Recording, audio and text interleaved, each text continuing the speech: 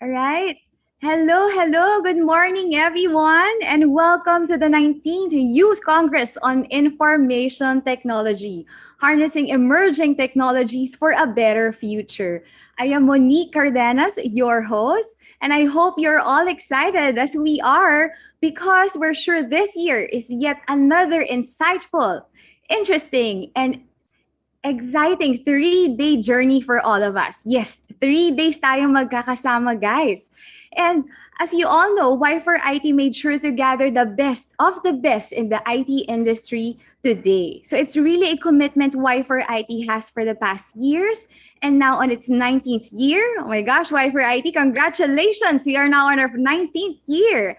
We can only expect the best yet, all right? So it's exciting, no? So with that said, I guess we shouldn't keep everyone waiting. So let's begin.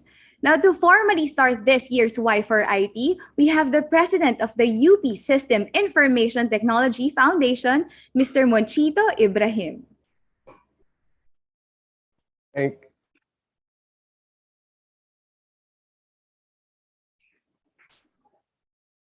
thank you, Monique. Thank you, Monique. Ladies and gentlemen, good morning. Today marks the start of a 3-day virtual 19th Youth Congress on Information Technology. It could not have been launched at a more opportune time. The rationale of the Congress is to further educate and inspire the youth in utilizing the latest digital solutions to serve others as well as reaching their dreams. The hope is to enable the youth to harness digital innovations and emerging IT tools for a better future. What's left unsaid, however, is that the future is upon us now. It bears the fancy name of digital transformation, which is actually defined as the integration of digital technology into all areas of our lives and into our organizations, fundamentally changing how we live, interact with other people, and operate businesses and deliver value to our customers and other friends.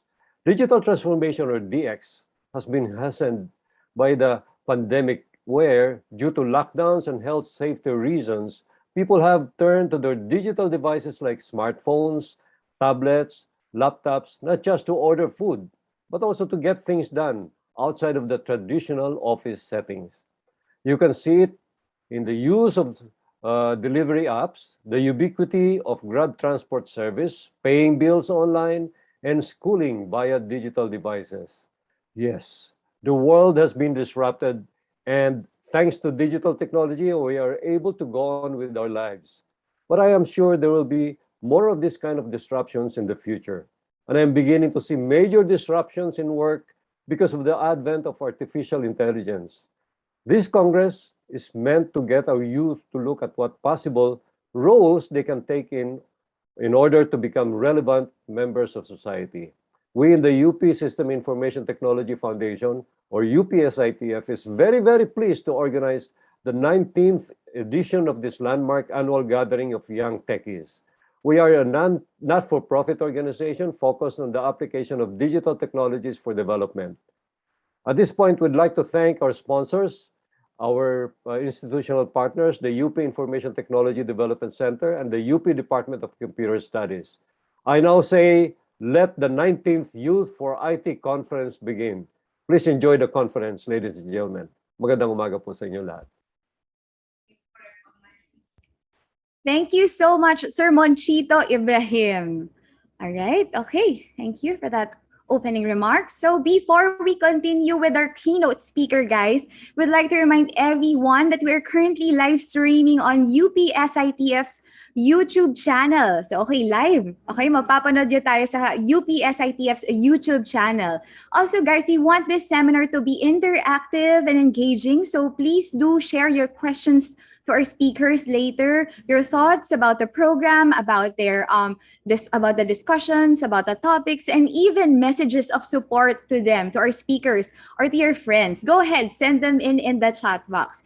Even gusto nyo mag-shoutout sa friends nyo, sa professors nyo, sa colleagues nyo, sa classmates nyo, please go ahead and send them in. We will greet them for you, all right? Okay. Also, guys, we'd love to see your post on social medias, okay? Especially on Twitter. So, pwede ba kami mag-request na mag-selfie kayo, mag-take kayo ng photo habang naka-tune in kayo sa Y4IT.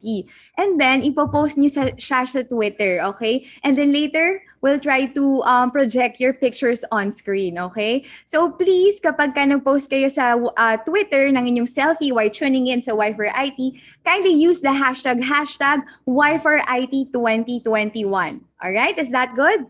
Okay. Alright. So, naalala ko noon kapag no pre-pandemic Y4IT natin, nung pre-pandemic Y4IT natin, meron tayong roll call ng schools. Naalala nyo ba yon? Meron tayong roll call ng schools. But dahil medyo online tayo ngayon, okay, medyo challenging sa atin na mag-roll call tayo. Naalala ko pag nag-roll call ako, halimbawa I call, where are the students from STI? Sisigawan, woohoo! Okay. Ngayon, hindi natin magawa yun, no? But I would appreciate if you will send me an emoji sa ating chat box. Ayan, nakikita nyo sa ating chat box. If you can send me an emoji, once I call, syempre marami yung schools na nag-registers ngayon. I noticed na nasa 943 schools ang nag-register. Syempre, hindi ko ma-mention lahat ng schools.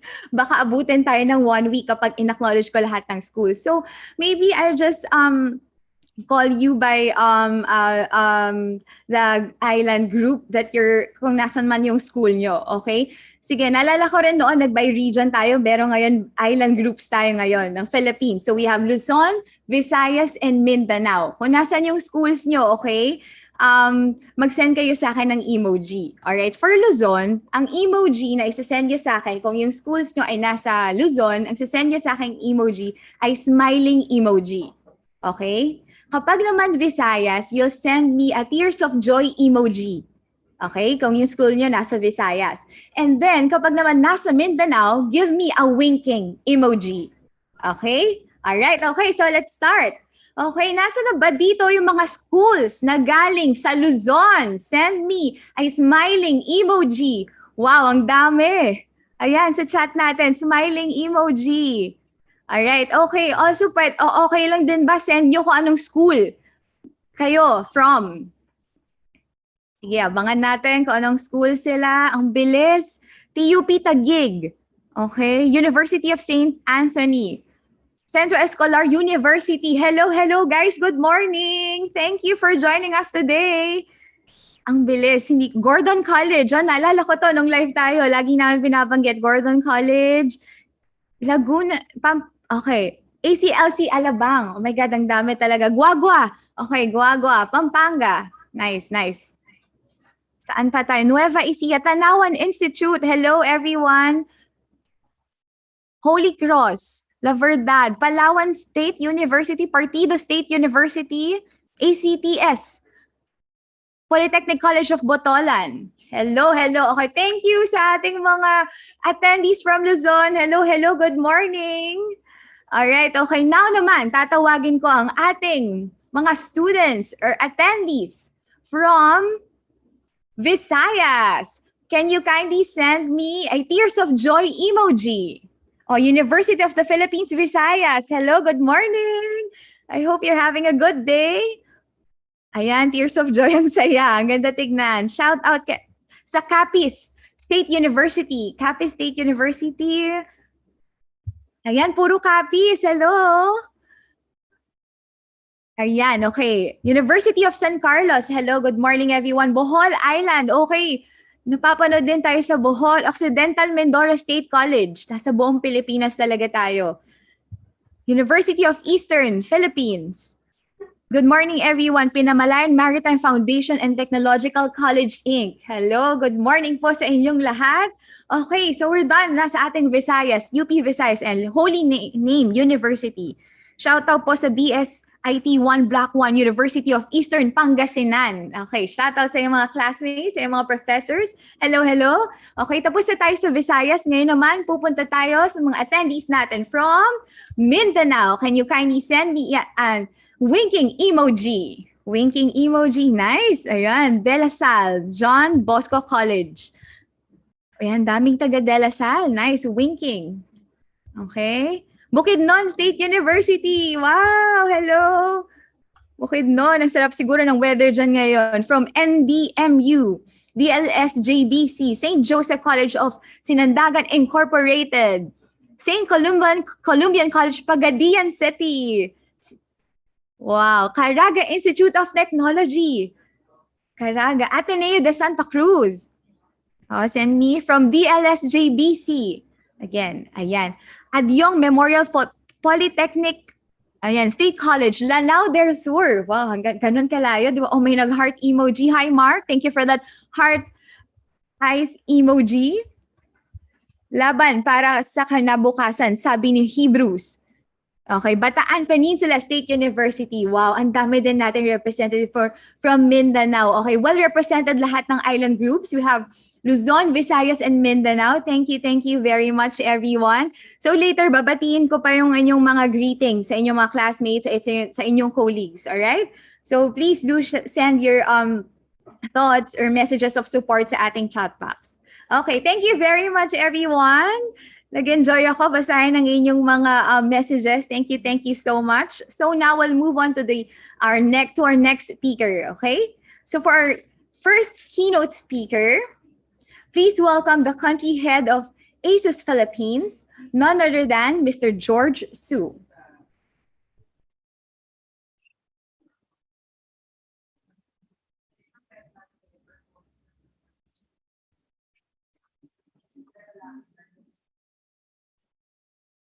Good morning. Good morning. Good morning to all the panelists, teachers, students, audience, and I hope you and your families are all safe from yesterday's typhoon passing by. I'm glad to be part of this conference for youth and information technology, which both will shape the future of all of us. As the pandemic continues, distance learning setup has extended once more this ongoing school year. This means traditional classroom setup is still something students will not be able to experience, and instead will highly rely on technology for their social interactions. Current learning environment lack the capability and capacity to embrace new technologies for an optimal student experience. Currently, these are three most observed trends and challenges which parents, students, educators, educational institutions are facing.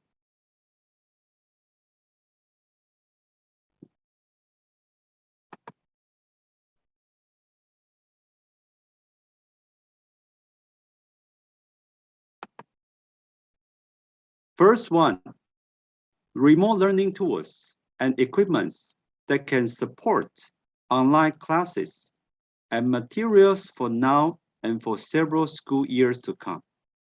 Second, maintaining motivation is challenging for teachers to ensure that all students are progressing equally with none left behind.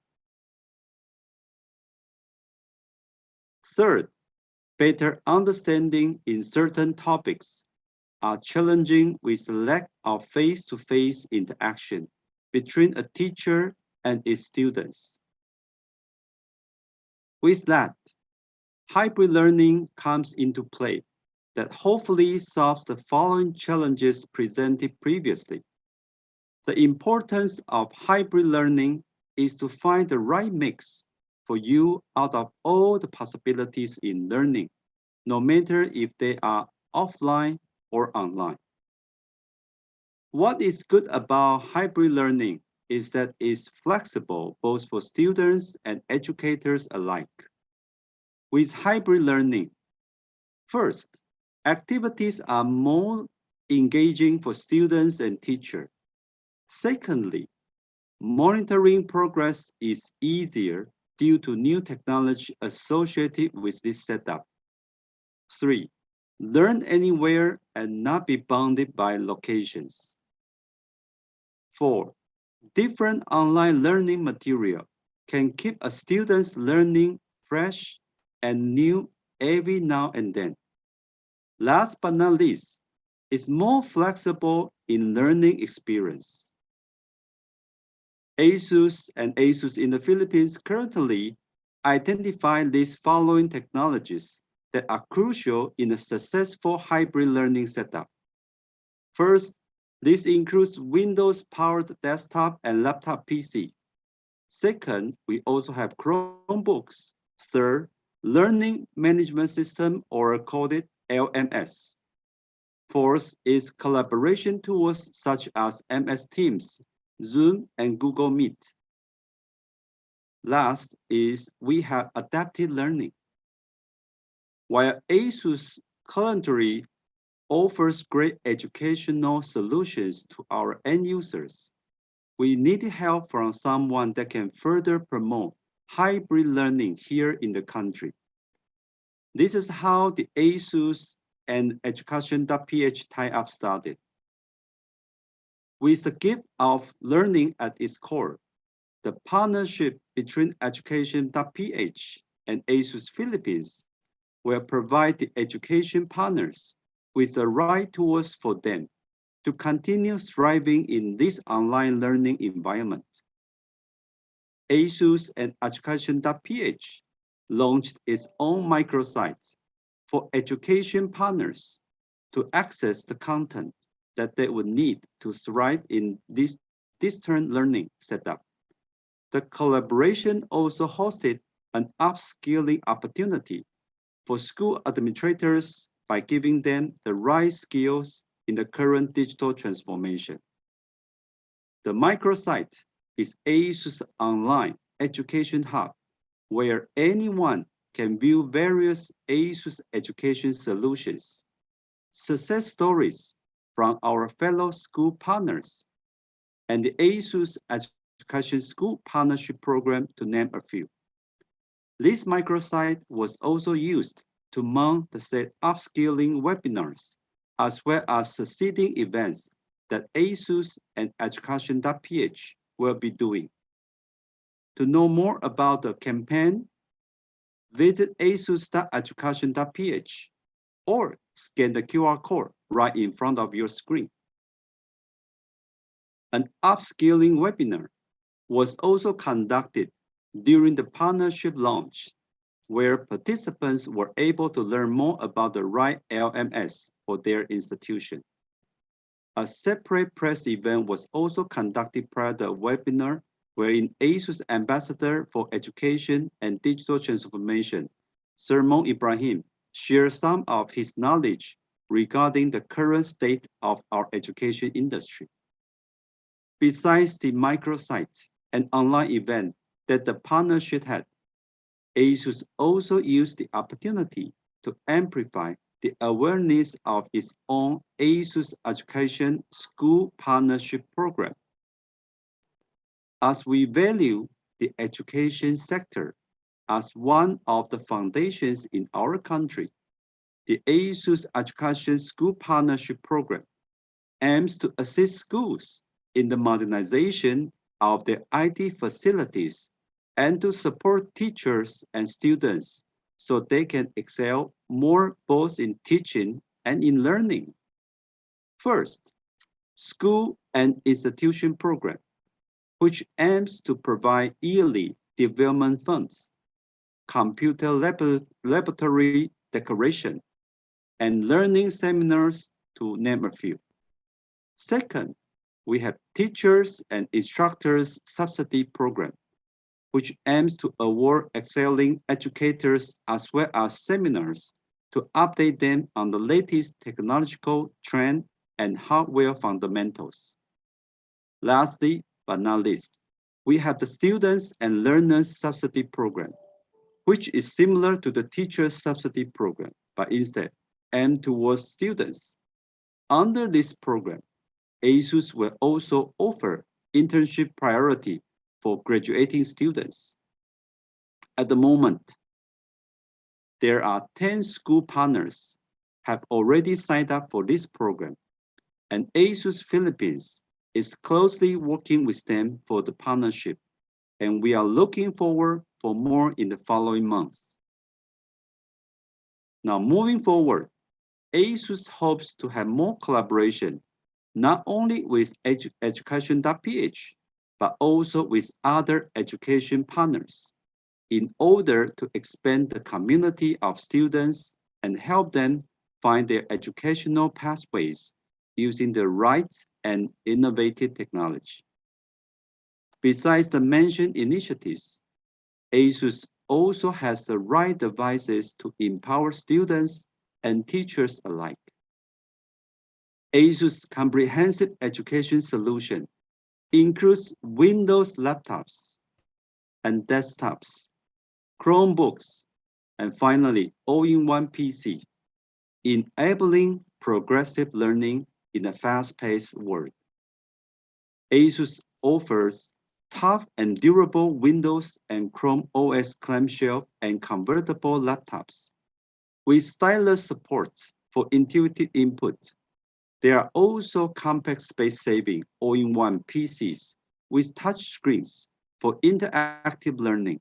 For students and teachers in higher education, the powerful and light Windows-based ExpertBook series laptops offers military-grade durability, while Expert-centered desktop PCs deliver the ultimate in performance and expandability.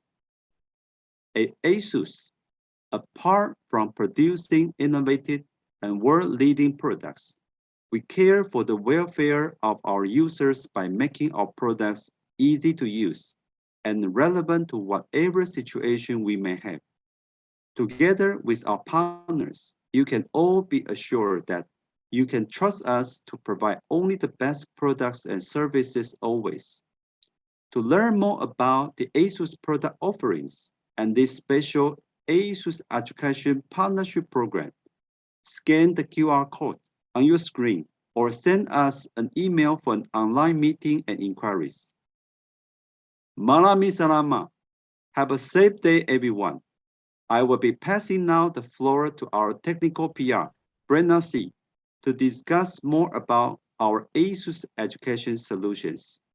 Good morning.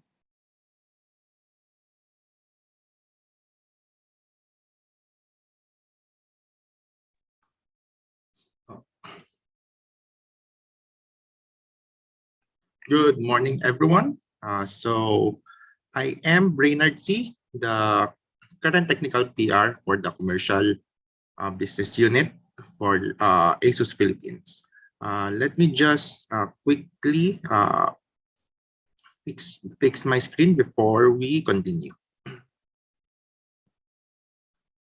Okay, so yep. Can you give me like a minute? Okay. So yes, good morning again, everyone.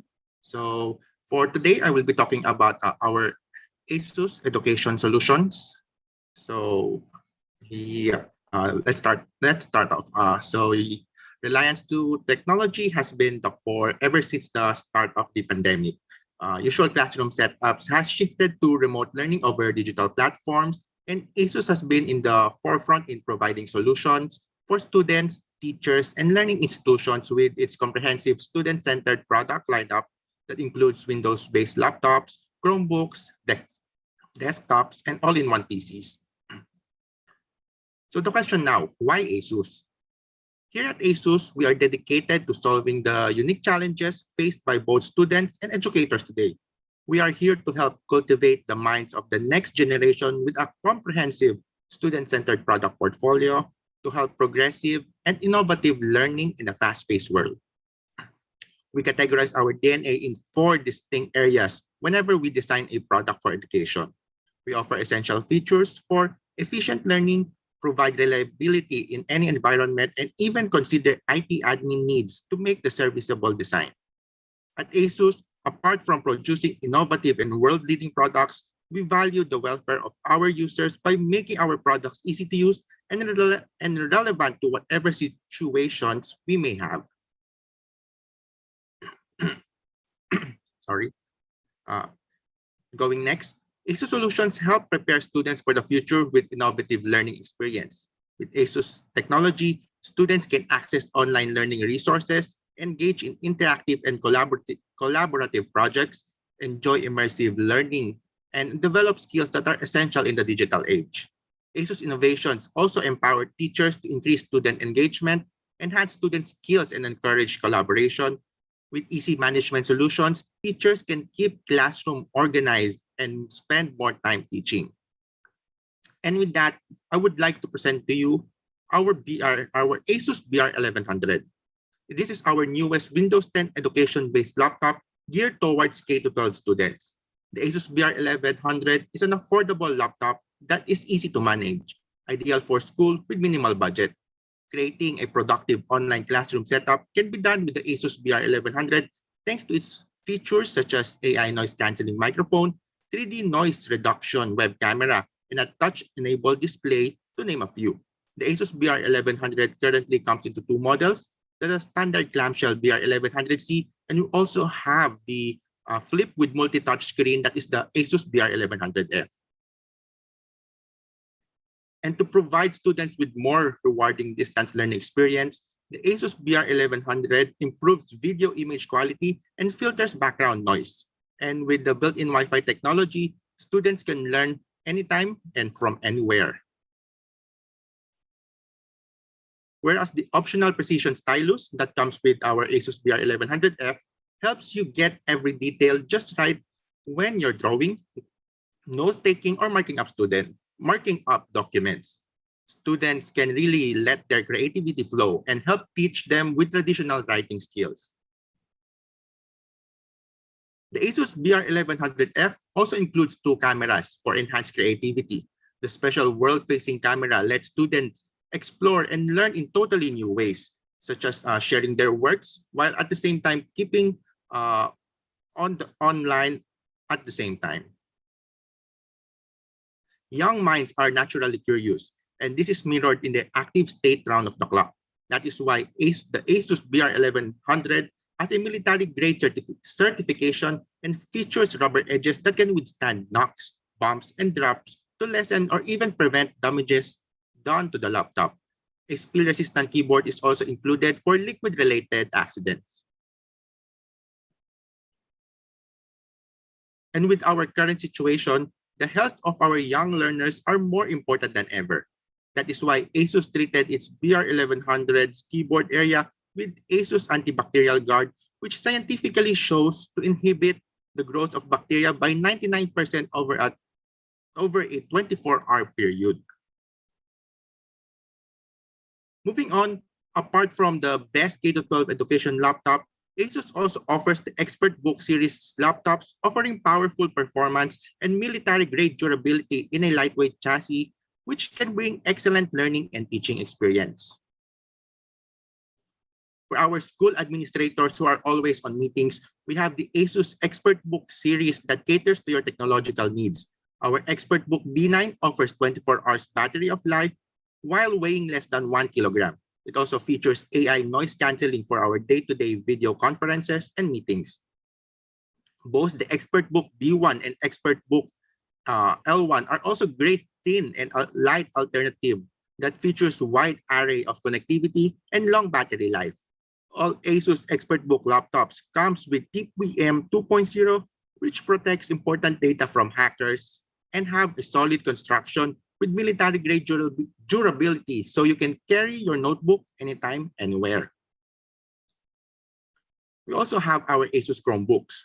So the ASUS Chromebook C4, apologies.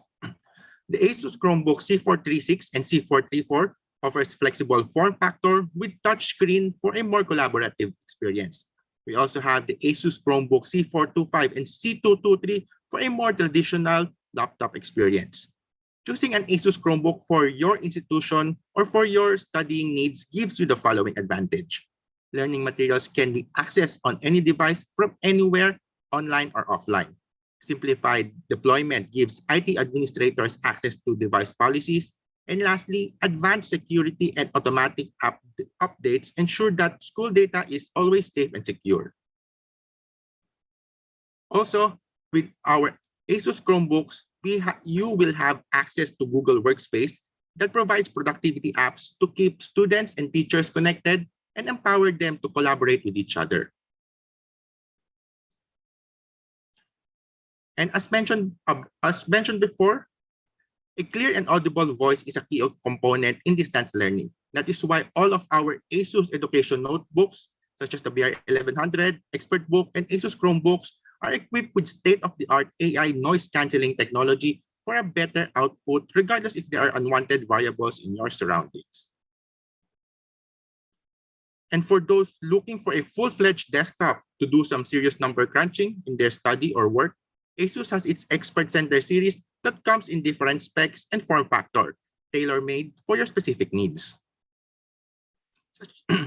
So for this one, we have the Expert Center D9. We also have the more traditional Expert Center D3, which is a tower style. And lastly, we have our new ASUS Expert Center X5. And lastly, for our users who are looking for a more stylish option, the ASUS AIOs are the perfect device. ASUS AIOs such as the V241 and V222 and 5401 features nano edge display, perfect not only for school and work, but also for entertainment once the day ends. Selected compact space-saving all-in-one PCs also comes with touchscreen for interactive learning.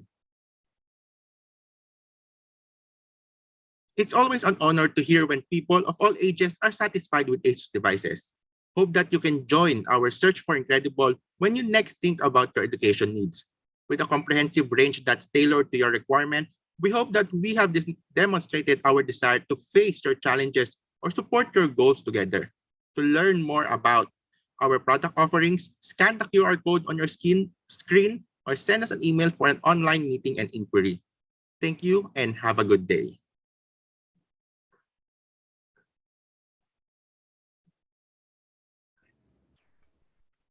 Thank you so much, Mr. George Su and Mr. Brainerd C. All right, we are now opening the chat box for any questions to be answered by our speakers. So let's see, let's check kung, ayan, all right, my question.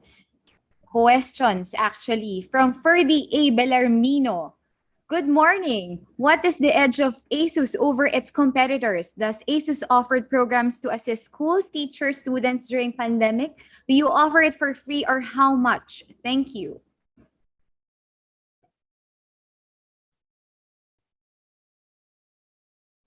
Hello. Hi, Yes, Mr. sorry. Brainerd. Yeah, wait, let me just fix my screen real quick.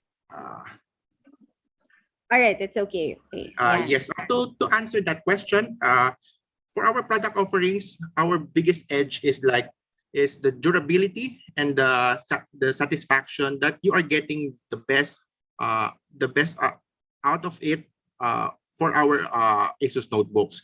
For example, our ASUS ExpertBook series have a very thin and light chassis, but at the same time, it is made of solid magnesium alloy that's guaranteed for a rock solid durability, as well as it passes military grade certification for a more robust and safe whenever you are carrying it around.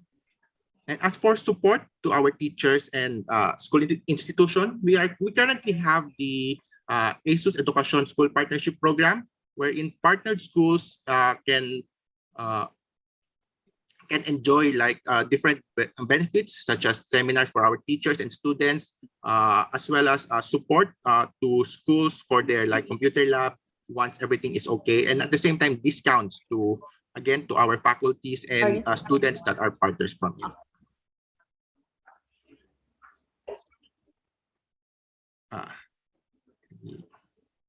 Hello. Yes, thank you, Mr. Brainard. Now, for the second question, here from Remshel Mendoza. She says, I know ASUS is a good tool for education, but does this has affordable price too?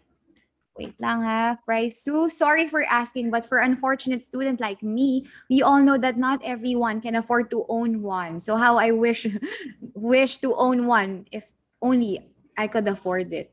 Yan, from Renzel. So, Mr. Brainard, affordable daw po ba ang ating ASUS laptops? Yes, of course. Not only that, our ASUS notebooks are durable and packed with powerful performance. We also have a very affordable ASUS notebook, such as the one I discussed, the ASUS BR1100. The regular clamshell one, the ASUS BR1100C, only comes at around 17,000 Philippine peso, and while the touch model, the BR1100F, only comes at around 19,995 peso, which is a very good entry-level laptop for those who are looking for a Windows-based laptop for their schooling. We also have our Asus Chromebooks. Actually, I think if you can manage to buy one during the, for example, the Shopee sale or the Lazada sale, you can get our Asus Chromebook C223 that is currently, I think, just around 9,995 Philippine peso. All right, very affordable. Okay. Thank you, Mr. Brainard. Now naman, let's entertain, just accommodate one last question. Sir, most here sa chat box, ang question nila is more on the technical hardware and software support for ASUS products. So if ever they have questions about the technical matters concerning their ASUS laptops, saan ba sila pwede magtanong? For that, you could always visit our Facebook page. So for our side, we have the ASUS for Business Facebook page. And you could also message directly the ASUS main Facebook page as well. And you could email us at, again, ASUS Business, ASUS for Business at gmail.com for more inquiries. All right. Okay. Thank you And for that, Mr. Yes. Lastly, and for our interested school administrators who wants to be a partner with ASUS, we have our ASUS Education School Partnership Program. You could visit asus.education.ph for more details about it, and you can contact us over there too. All right. Thank you very much, Mr. Brainard C. Thank you for answering those questions. I think that's all for the Q&A. Thank you very much again. Thank you. So now, thank you so much. We'll now move on to our next speaker. Now, our next keynote speaker is the former Secretary for the Department of Information and Communications. Please welcome Secretary Gregorio Honasan II.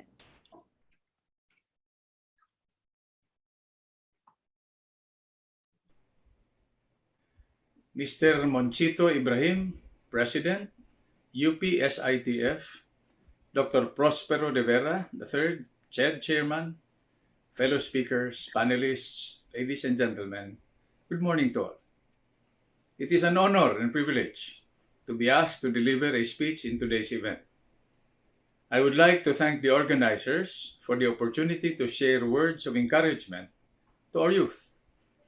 The period of youth involves exciting but confusing times. Being young means having the license to make mistakes and learn from them, as well as having the freedom to pursue your dreams, no matter how big or impossible they seem. However, it also comes with growing responsibilities. The key to making it during this exciting but challenging phase in your life is to improve and absorb every learning opportunity that life lays on your table. It is being consistent, setting goals and going after them, and picking up skills, strategies, networks, relationships, and life lessons that stay with you in your lifelong journey. It is a time to discover your strengths and weaknesses and constantly be a better version of yourself today than yesterday. Indeed, the time of youth offers a wide selection of opportunities to choose from, and the future is ripe with possibilities.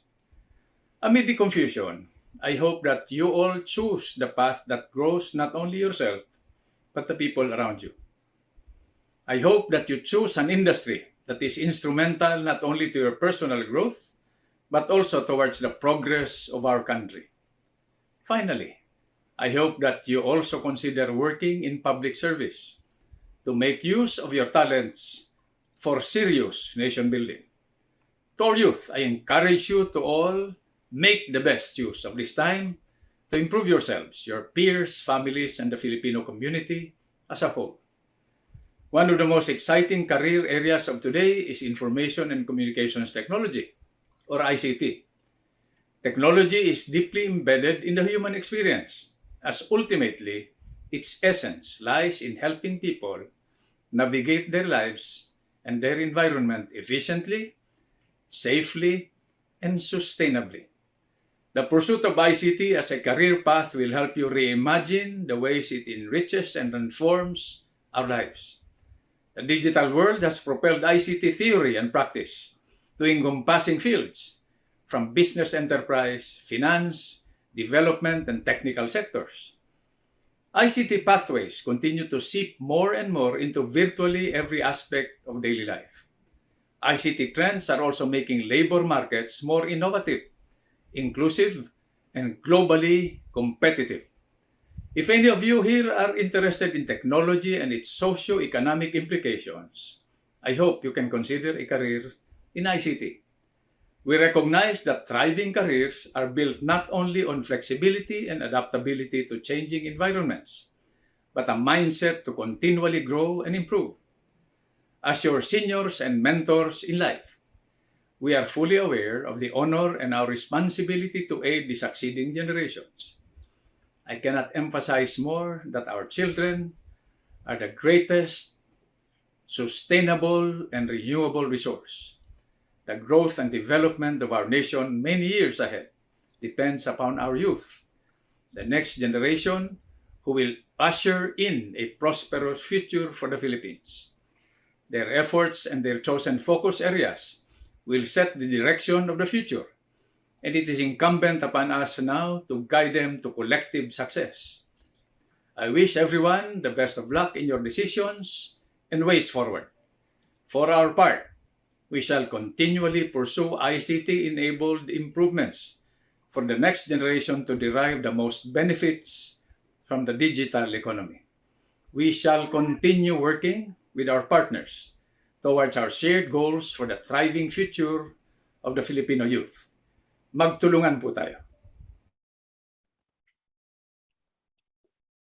All right, there you have it, the former Secretary for the Department of Information and Communications. Thank you, Mr. Honasan. All right, okay. Ngayon naman, bago tayo pumunta ulit sa ating next speaker, mag-greet muna tayo ng ating viewers or ng ating attendees sa ating chat box. Let me see. Meron ba dito? Ayan, okay. Sabi dito ni Jacob Rodriguez. Good morning. Rodriguez Jacob, BSIT 21 from PUP Calauan. Ayan. Hello, everyone. Hello. Sino pa? Hi, Claire. Thank you, JA. Thank you. Learn more about ASUS. Ayan, may raffle po ba ang ASUS laptop? Okay. Abangan natin yan. Alright? Okay.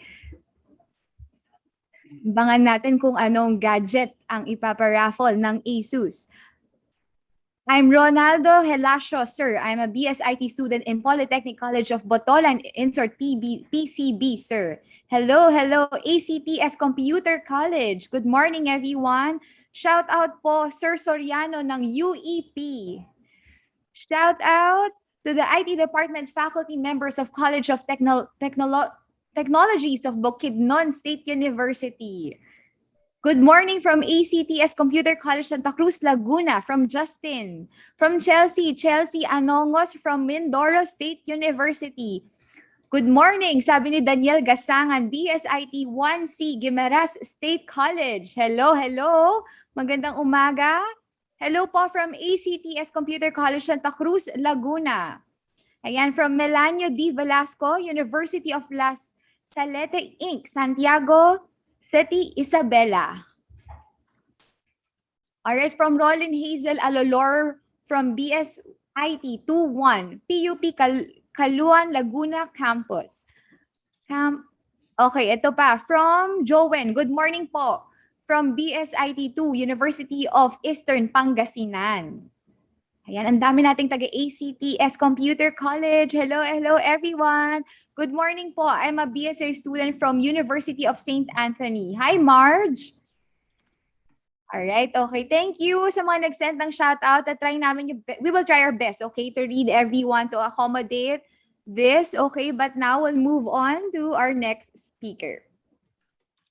Okay, so our next speaker is a no-code engineer for a foundation enlightening a pioneer and venture builder.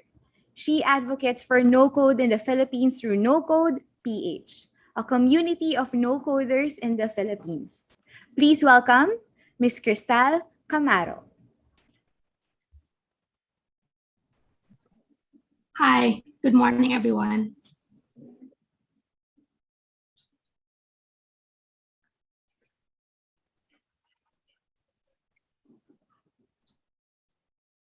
Can you see my screen? Sorry. Yes, we can see your screen, Ms. Okay, Camaro. thank you. Just wanted to make sure. Okay. Hi, good morning again, everyone. Thank you so much for having me here. Today, I'll be talking about something I'm very passionate about, no-code and low-code.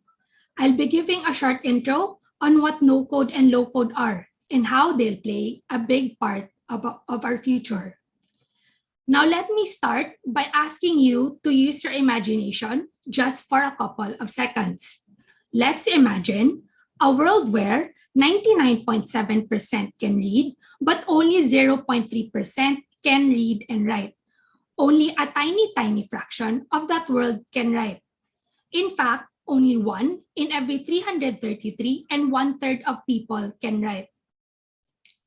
Now, if I were to guess, that world would be very, very boring. Am I right? It would be a kind of world where we limit progress. It would be a kind of world where we limit creativity and innovation. It would be a kind of world where we limit the world from reaching its full potential. Now let's go back to the present reality, because I have an important statistic for you. Today, in the whole world, only 0.3% can write code. Let me repeat.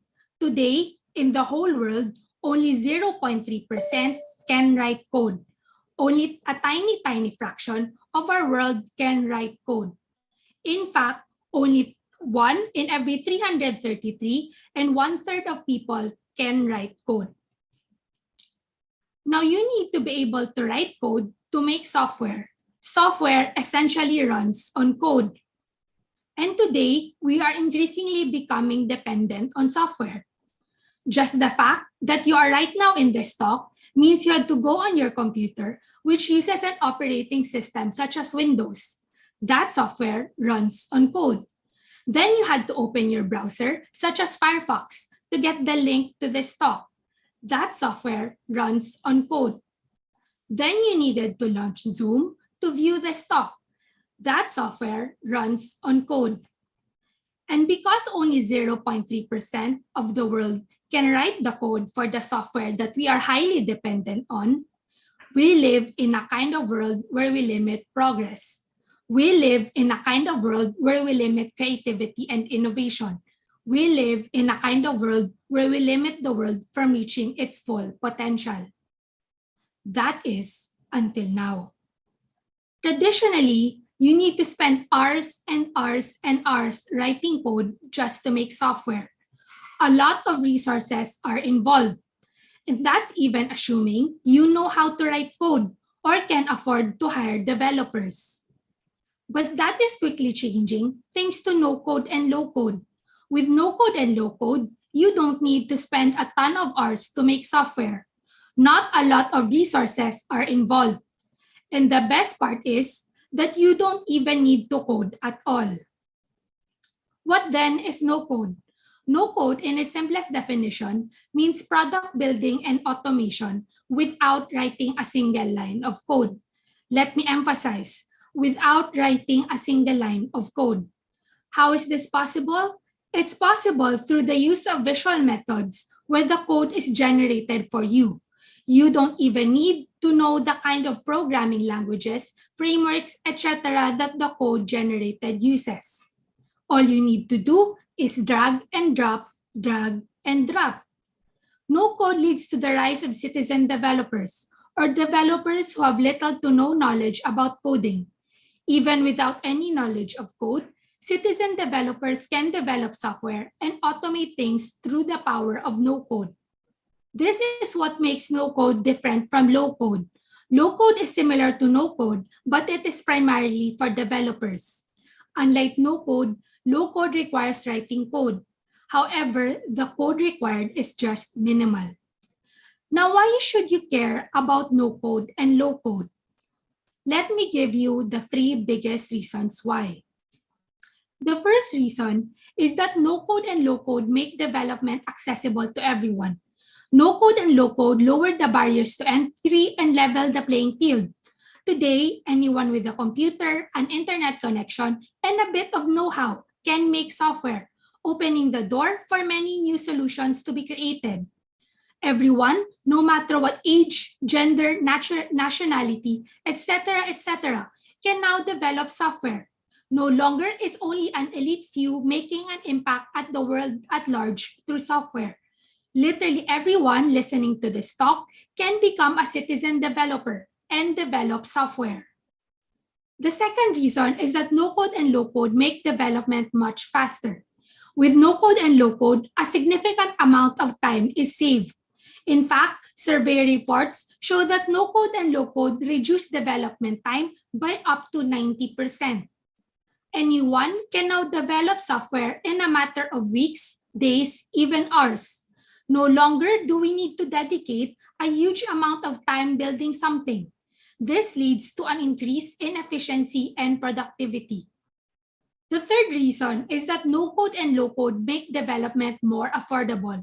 There's no need for a fancy or complicated tech stack or even a huge team of developers. No code and low code enable you to build a solution with just a few simple tools and yourself. Anyone can now develop software without much capital. No longer do you need to raise a huge chunk of money. It is now cheaper and easier for anyone to create startups or expand a business or even just build a simple side project. Now, what can you do with no code and low code? No code and low code can be used to make websites, apps, automation, and other solutions that require the use of technology. Want to share all the info you know about a certain K-pop star on a website? You can use no code to build something like that. Want to keep track of all the anime shows you've ever watched in an app? You can use no code to build something like that. Want to automatically repost every video by your favorite TikToker? You can use no code to build something like that. With no code and low code, there are plenty of opportunities. And because it is disrupting the world at large, you don't want to get left behind. Because evidence suggests that the future is no code and low code. Why do I say that? For starters, here's an overview of some popular no-code tools and how much they're worth right now. The fact that investors are highly interested in these no-code tools is a good indicator that it is a growing market.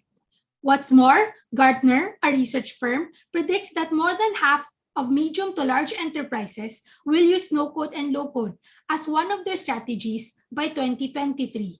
Even more importantly, Gartner predicts that more than 65% of all activity related to app development will use low code by 2024. Forrester, another research firm, predicts a compound annual growth rate of 44.49% for the low-code market. From $3.8 billion in 2017, it will be worth $21.2 billion by next year. It is safe to assume then that no-code and low-code in the coming years will be mainstream and that they are here to stay. We can probably even guess that for our kids and grandkids, no-code and low-code will become basic life skills. No-code and low-code's impact on our world is inevitable. But here's the part where I emphasize that no-code and low-code are not meant to replace code. It's unwise to assume otherwise. No-code and low-code will coexist with code in the future, primarily because they serve different needs. No-code and low-code are best for simple, out-of-the-box solutions that require minimal customization. And for things that are a bit more complex and or highly specialized, you will need custom code.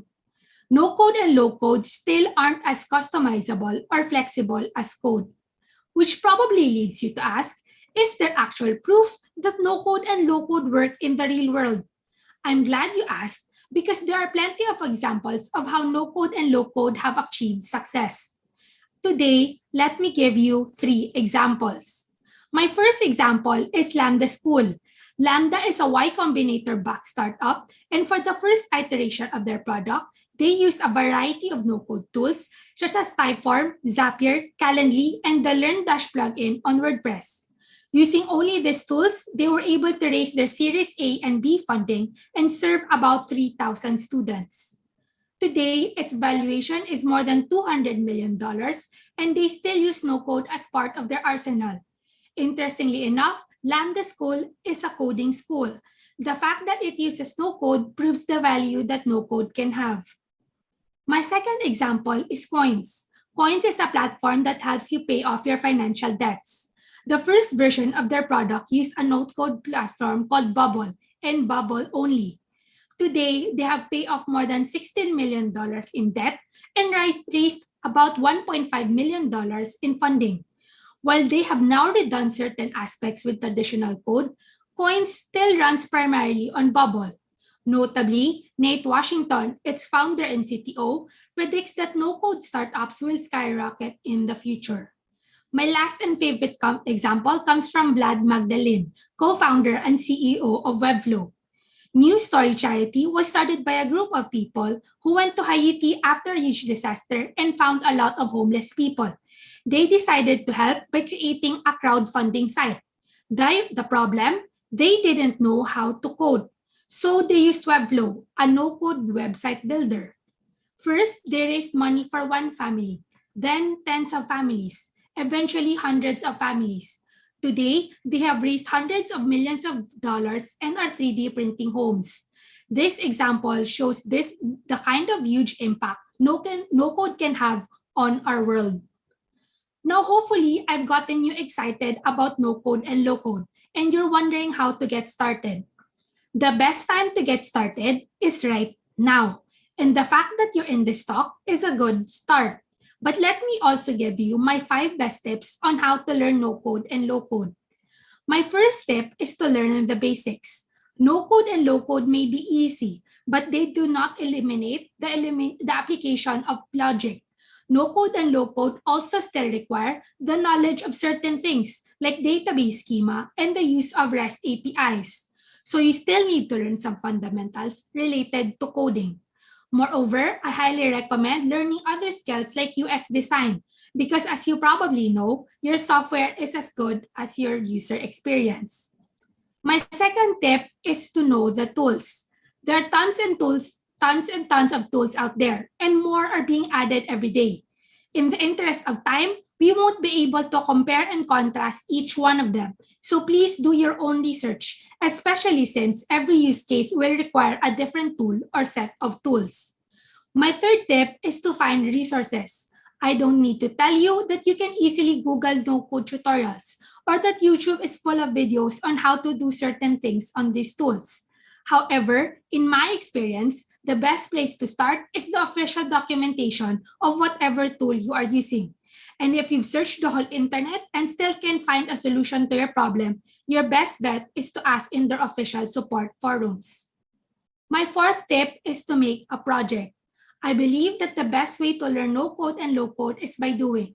You don't need to have a grand idea right away. It can be just as simple as an Instagram clone or an inventory management for the books you own at home. What's more important is that you are interested in the idea, enough for you to be motivated to get past the initial learning curve. By producing an output, not only will you learn how to do no code and or low code, you will be inspired to make more projects because now you have something to show for your effort. My last and favorite tip is to join a community. Joining a community helps you grow, enables you to network and engage with like-minded people, and gives you the opportunity to ask for support and valuable feedback from people who can help you. And this is a shameless plug, but I started a community that seeks to empower no-coders in the Philippines.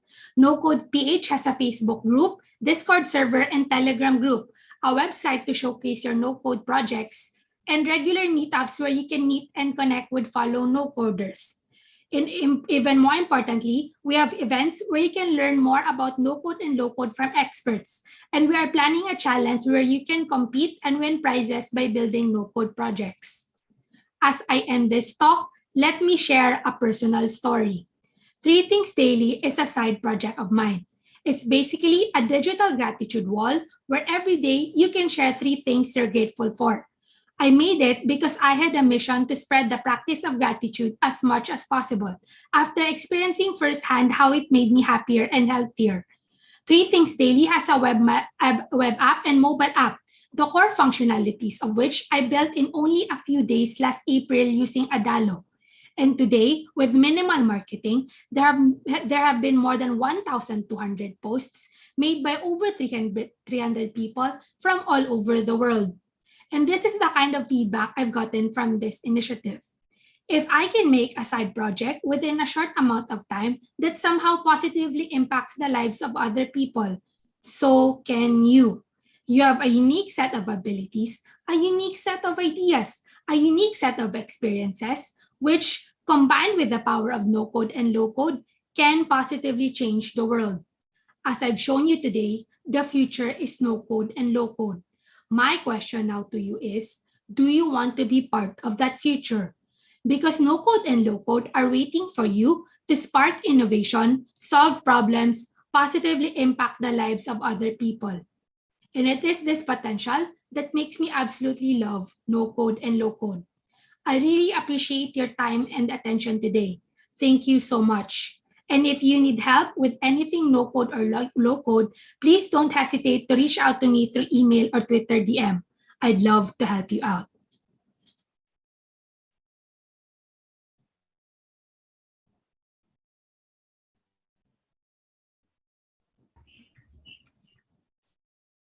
All right. Thank you, Miss Crystal Camarao, for sharing with us what exactly no coding is and what there is to know about it.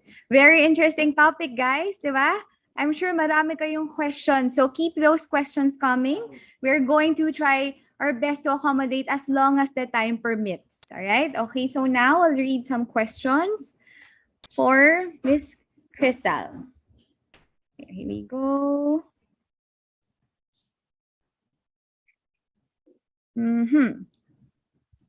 Says here, Ma'am Crystal from Gerald Albanio. Ma'am Crystal, is this no code can be integrated to the other programming software?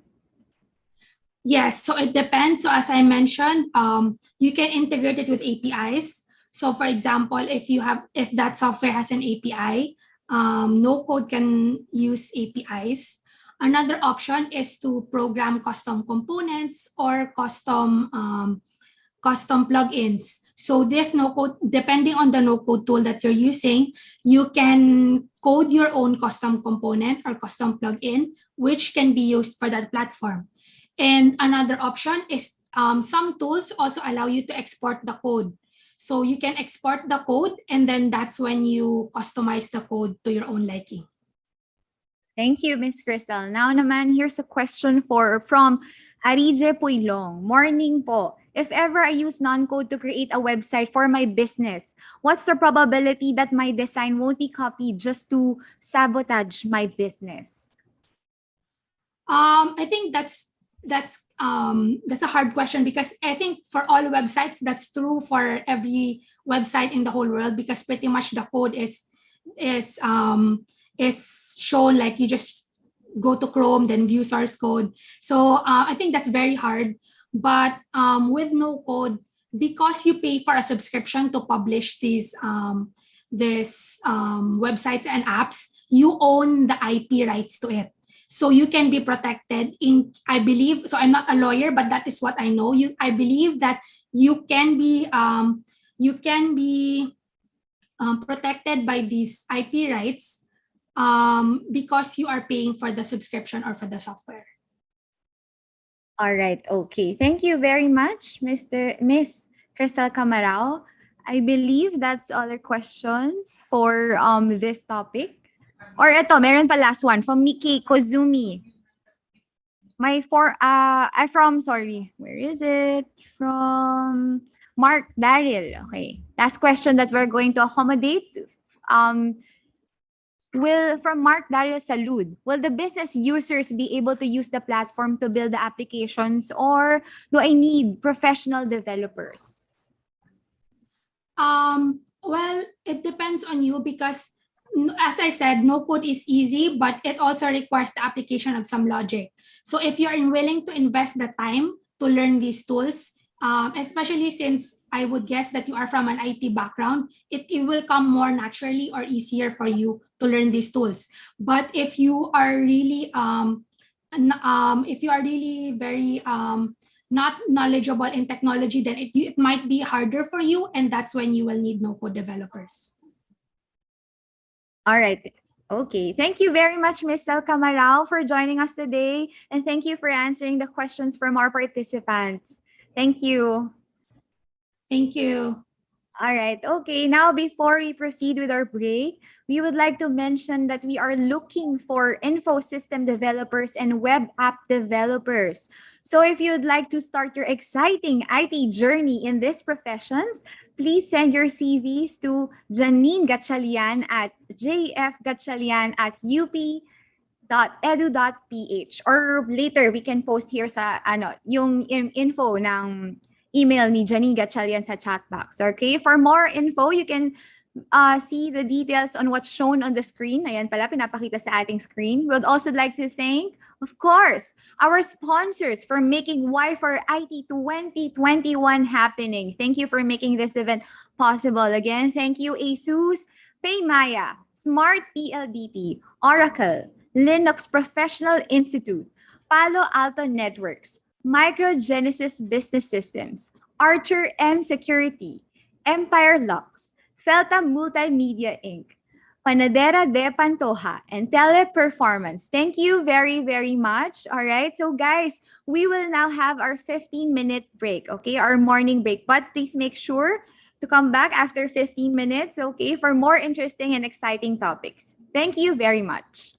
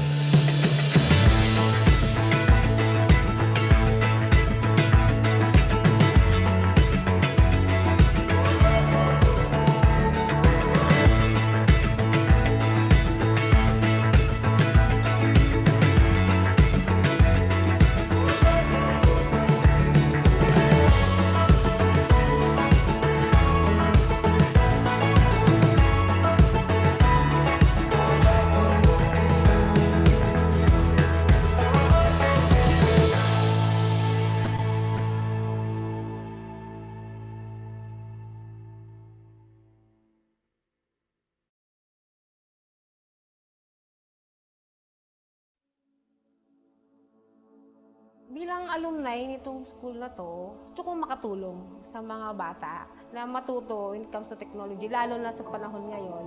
Napansin ko na napag-iiwanan na tong paaralan na to na pinanggalingan ko.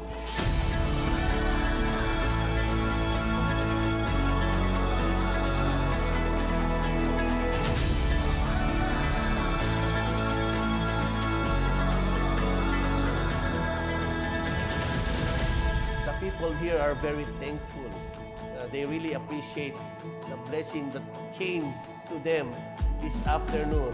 It's a way for our kababayans here, the small children here, to catch up with the technology gap. Ilalagay po natin ang mga laptop na ito po sa computer lab at ito po ay gagamitin ng mga mag-aaral natin na 199 na mga bata para po sila ay mas lalong maging bihasa sa paggamit po ng mga computers.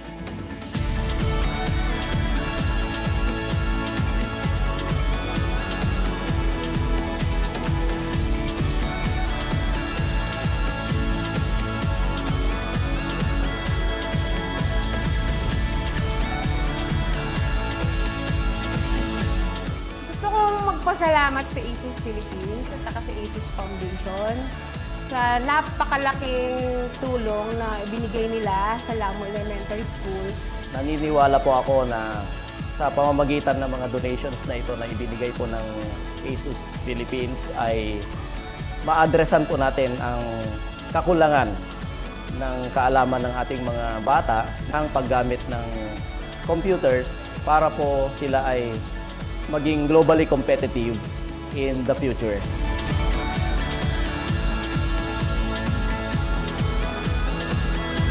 I trust ASUS. I trust ASUS.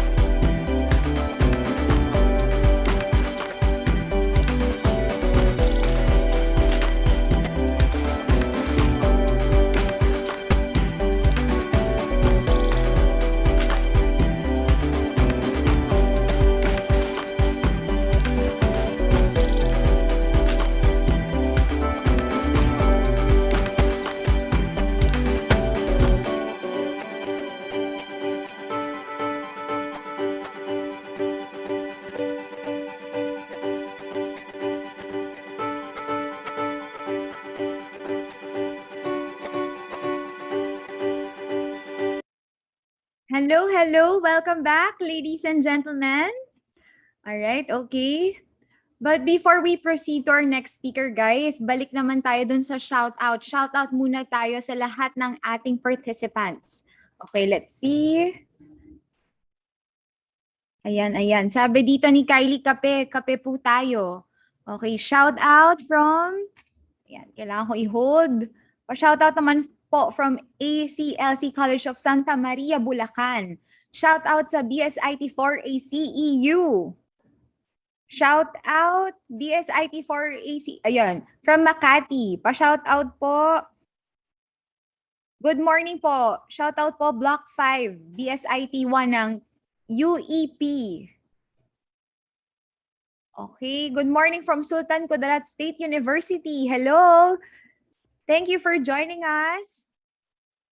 Shout out po from De La Salle John Bosco College, BSIT2. Okay, nandyan na ba lahat? Nakabalik na ba lahat from our morning break? Kung nakabalik na lahat, can you please send me a smiling emoji? Smiling emoji naman dyan para ma-check natin guys na nandyan na kayong lahat. Smiling emoji. Ayan, ang dami. Thank you, Mitch, Darly, Vera, Carlo. Smiling. Wow, ang dami. Thank you so much. Ayan, I guess they're all back. Pwede na tayo mag-start? Ayan, shout out. Ayan, meron pang tears of joy.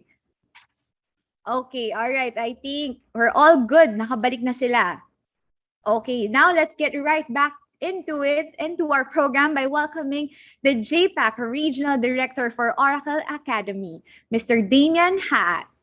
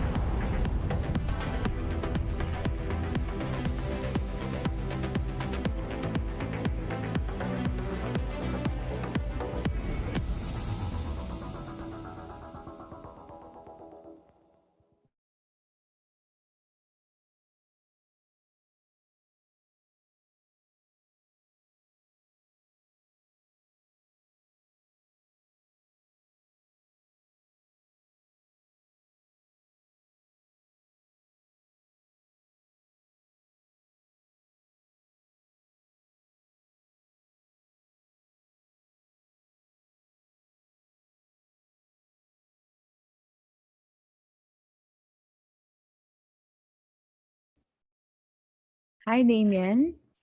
Can you please unmute your audio so we can hear you? Thank you.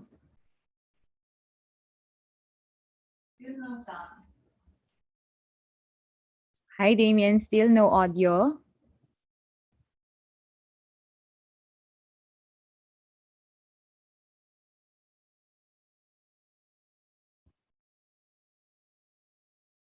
Hi, Damien. Still no sound?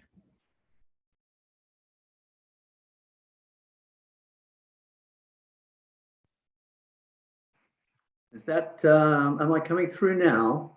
There, we can hear you now. Oh, Thank very you. good. Okay, I'm sorry, I'm not sure what happened there. So thank you. I hope you enjoyed the video and indeed enjoyed your short break. I've certainly enjoyed the first opening sessions of this, and I look forward to spending the next 20 minutes or so with you, coming to you from Oracle, one of your sponsors today. As you will have seen from that short video clip I just played, a major part of my conversation with you today is talking about the cloud. And indeed, it has a major impact on the IT environment generally. But today's presentation is really based around how can you harness these emerging technologies, and importantly, how can you enhance your career opportunities through that harnessing of these emerging technologies. And what I'd like to do today is take you through a journey with some great news, I hope you believe, around what Oracle, and indeed Oracle Academy, is able to do to help you with your journey in preparing yourselves for a career in the IT sector. In the next 20 minutes or so, I want to take you on this journey that will actually give you some very practical guidance on some things that you can do and plan to do over the term of your studies at your respective universities. It's really great for Oracle to be back at the Y4IT conference. We have supported this previously, and it's wonderful to be again welcomed by your family there at UP Systems Information Technology Foundation. We're really pleased to continue that relationship in the Philippines. Now, I represent Oracle, and as one of the world's leading global IT organizations, which you may well know, and many of you will know of Oracle, we've been around for a very long time. In fact, in the early 90s, Oracle first appeared with its then a very significant database technology. And over the decades since then, we've been developing into a very significant IT company. And today, I'm very proud to say that we are one of the top 3 cloud companies in the world, along with Amazon and Microsoft. Now, as a key industry company, we know ourselves just how important it is for the development of your skills to help prepare the workforce of the future. And why do we want to do that? Well, we want to do that because if we are going to have people harness the capabilities of these emerging technologies, we need people with the requisite skills and experience to be able to do so. And it's because of that that Oracle has created an organization called Oracle Academy. And Oracle Academy is all about working with education institutions to help educators and students expand your knowledge and develop skills to become leaders and innovators in this fantastic industry. But why is this so important? Why is it so important for us to do this? And I'd just like to set the scene by saying that I believe in the last few years, we have seen yet another generational shift in the IT industry. Now, when I started in the IT industry in the 90s, we saw a significant generational shift with the introduction of the web. And for the IT sector, the World Wide Web became a significant new platform for us to be able to deliver services and of course, develop applications. And today, of course, we are well versed in the power of the internet and how those applications are being brought to us as individuals and obviously through businesses and services. Well, the cloud in the last few years represents another significant generational shift in our industry. And what does that mean for you? Well, if you want to be able to participate in the IT industry of tomorrow, you need to have a good understanding of cloud technologies and all of the technologies that are underneath that. And as this slide suggests, it's in the not too distant future that we will be seeing the vast significance of IT spend being done in a cloud environment. we are expecting that people will be building applications native to cloud. Those applications will be running in the cloud. They will be supported in the cloud, and they will be accessed via the cloud. So this is a generational shift which you are right in the middle of. And hopefully you are experiencing an understanding of this in your studies. It's also extremely important because the skills that companies like Oracle, certainly, but companies all across the world require people who have the necessary skills. And these skills are way in demand. Now, the top 5 technologies, according to the World Economic Forum, that are being seen and adopted around the global industry are based around those that you see there.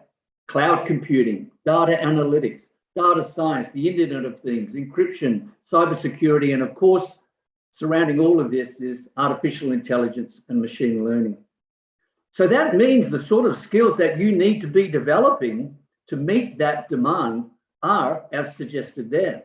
And the sorts of jobs that we are seeing increasingly being made in all jurisdictions and all countries around the world are around data analytics and scientists, AI, machine learning, big data, etc., etc. And this is so important because these are core capabilities that contribute to the cloud technology. What's really interesting with this particular slide too is that these digital skills are not just set for industries like, or for companies like Oracle. These go beyond tech companies because they exist in all industries, whether you're in manufacturing, whether you're in retail or government. The IT environment of the future is cloud-based, and the sorts of skills that are required for you to be able to participate in this growing environment are as I've just suggested. So what can Oracle do?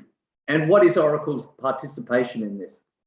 Well, as a leading IT organization, as I've said, Oracle wants you to be able to participate and really be able to harness the power of these technologies. So we are working with education institutions, your educators, to help them build together the best curriculum that they can around computing education. Now, we have already in the Philippines some 140 universities and colleges who have signed up to the Oracle Academy program. And what's really terrific about this program, it is that it is a free philanthropic program. So we provide these resources and support and platforms for your institutions for them to be able to teach and provide you access to a whole range of experiences that you would find when you leave university or college. Now, many of you will already be studying at some of these 140 universities and colleges. That means you already have access to the wide range of offerings that are available from Oracle. And as I said, these offerings are free. They are free to the educators, your lecturers, your faculty, your tutors, but they are also free to you as students. Now, importantly, not only does Oracle Academy provide curriculum around a whole range of data science subjects, programming, database, etc., but we also provide the platforms for you to be able to experience these technologies. And importantly, under the Oracle Academy program, you're able to get involved with an Oracle Academy Cloud account for free that you can utilize in the classroom and you can utilize to help you experience and build your particular applications in the cloud. These offerings are made available for your educators. They're made available for you as students as part of that university or college. Now, importantly, as members of Oracle Academy, you are provided with a portal. This is your own personalized portal that is made available to you once your institution and your faculty are members of Oracle Academy, and then they extend that access to you as students. And we call this the Member Hub. And as part of the Member Hub, there is a Student Hub for you to be able to explore all of the assets and capabilities that are part of the Oracle Academy program. This means that your educators are able to put together various activities and subjects that enhance their curriculum. And it also means for you as students that you have particular access to a whole range of resources and indeed courses that you can access as part of your membership to the Oracle Academy, as part of your free membership to the Oracle Academy program. Now, an important component of the Oracle Academy program through the Member Hub is the Career Centre. And what we've established here in the Career Centre is a very student-focused capability, which provides a whole range of topics and courses and training for you to be able to engage in your own time, either as extracurricular or indeed as part of your degree diploma course of study. Now, in the Career Centre, we provide a whole range of courses under the topics of engineering and development roles, under corporate function roles, and even sales roles. And what I've got shown here are the engineering and development roles that you would be able to search on and find an appropriate course that you could undertake and achieve some sort of certification and certainly a certificate at the completion. And they cover database software developers, cloud infrastructure engineers, system administrators, and even project management, which is so important, of course, in the computer science and engineering domain. Now, this Career Centre is available, as I said, to you for free. All you have to do is be able to access the Member Hub as part of your membership, as part of your institution's membership to the Oracle Academy. And there you will find a vast array of content that I'm sure you will find relevant for your particular course of study. Now, the content is generally available in English, but it does have local language translation if necessary. Now, importantly, a big part of the Career Centre is focused around the Oracle Cloud infrastructure. The Oracle Cloud is a major platform that is being utilised by many, many, many large corporates around the globe. And if you want to participate in that environment, you need to have an understanding of the cloud infrastructure. So we have focused a large number of courses, and I'm showing those here, around the Oracle Cloud infrastructure. Now, importantly, you are able to access this free Oracle Cloud infrastructure training through Oracle Academy. And you are also able to obtain free certification in the relevant topics associated with the OCI. And this is available through our website. Now, here is a range of courses that are available to you, and I'll give you a moment to peruse this. Are you interested in the basics of OCI architecture? Are you looking at autonomous database and looking to become a specialist in that particular capability? Are you looking to become a cloud application developer, a business analytics expert? All of these courses are available to you now for free through the Oracle Academy Career Centre. And importantly, those courses can lead you to a certification. And that certification is currently being offered for free. So you can attempt exams via those courses and obtain the relevant certification for you. So this is a very important part of what Oracle Academy is doing to help you take your career in your hands, along with your partnership with your institution, and give you the best opportunity to enhance your career.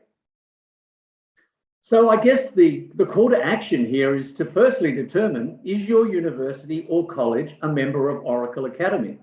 Now, you can do this via our Oracle Academy website through our member directory, or you can simply speak to your faculty and talk to them about the Oracle Academy membership.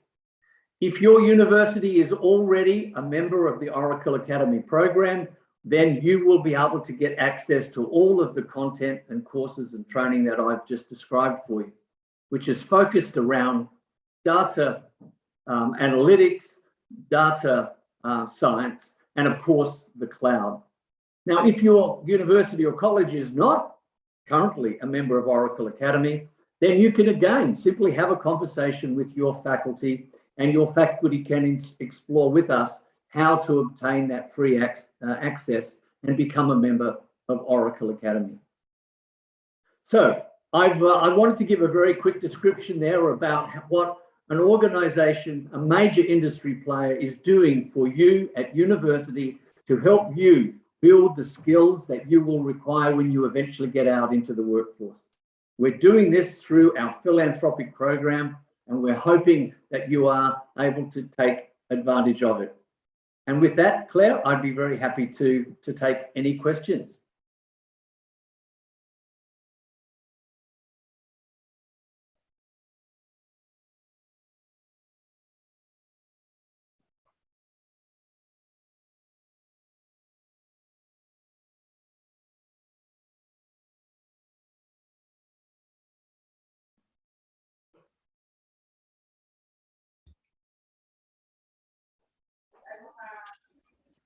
Hello. Hi, good Yes. afternoon. Ay, good morning. Sorry. Thank you, Mr. Haas. Thank you for that interesting topic. So we are now open for questions to be answered by our speakers, by Mr. Haas.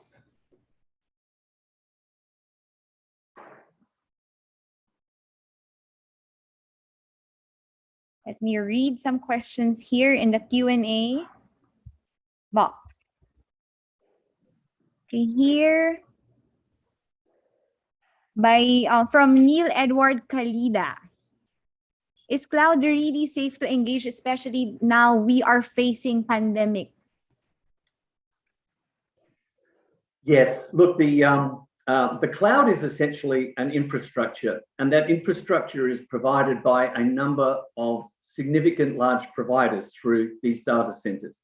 And those data centers are protected by very significant security protocols and processes.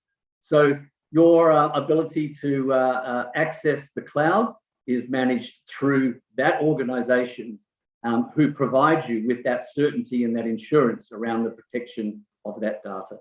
So whilst of course any IT environment is subject to potential threats, the cloud is a very safe environment. All right, it's a safe environment, Neil. Okay. All right, so next from John Mark Faldonia. Good morning, ma'am, sir. May I ask which Windows do we prefer for this Oracle? How about those a Windows 10 below? Can we access it, the Oracle? Yes, look, the operating system for you to be able to access the Oracle environment is really only based on the platforms that you have, but certainly Windows 10 and beyond, and of course other operating systems. So there is no limitation there. No limitations on what Windows or OS to use. All right, okay. That's noted. Next from Jean Ray. Will cloud computing enter a subscription service like Netflix instead of just streaming HD movies online? You're also able to use software like Adobe products and other software. What other cloud computing service will be the next big thing, excluding Stadia, which was abandoned for some reason? Well, the cloud computing is really an infrastructure. And what services are placed on that cloud computing is simply up to the providers and the particular companies that have products. So what Oracle is providing organizations is their ability for them to be able to run whatever information and services they want to be able to run according to their business, but have it available in a much simpler managed environment than if they had that on premise. I hope that goes to answer the question. Floor. Yes. All right. Okay. So we're going to accommodate one last question from our participants.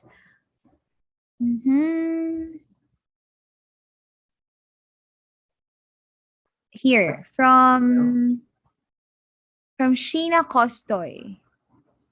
But this was answered earlier about the safety. Yeah. But if you could expound more, as a cloud user, what are the safety measures we should consider in using the cloud?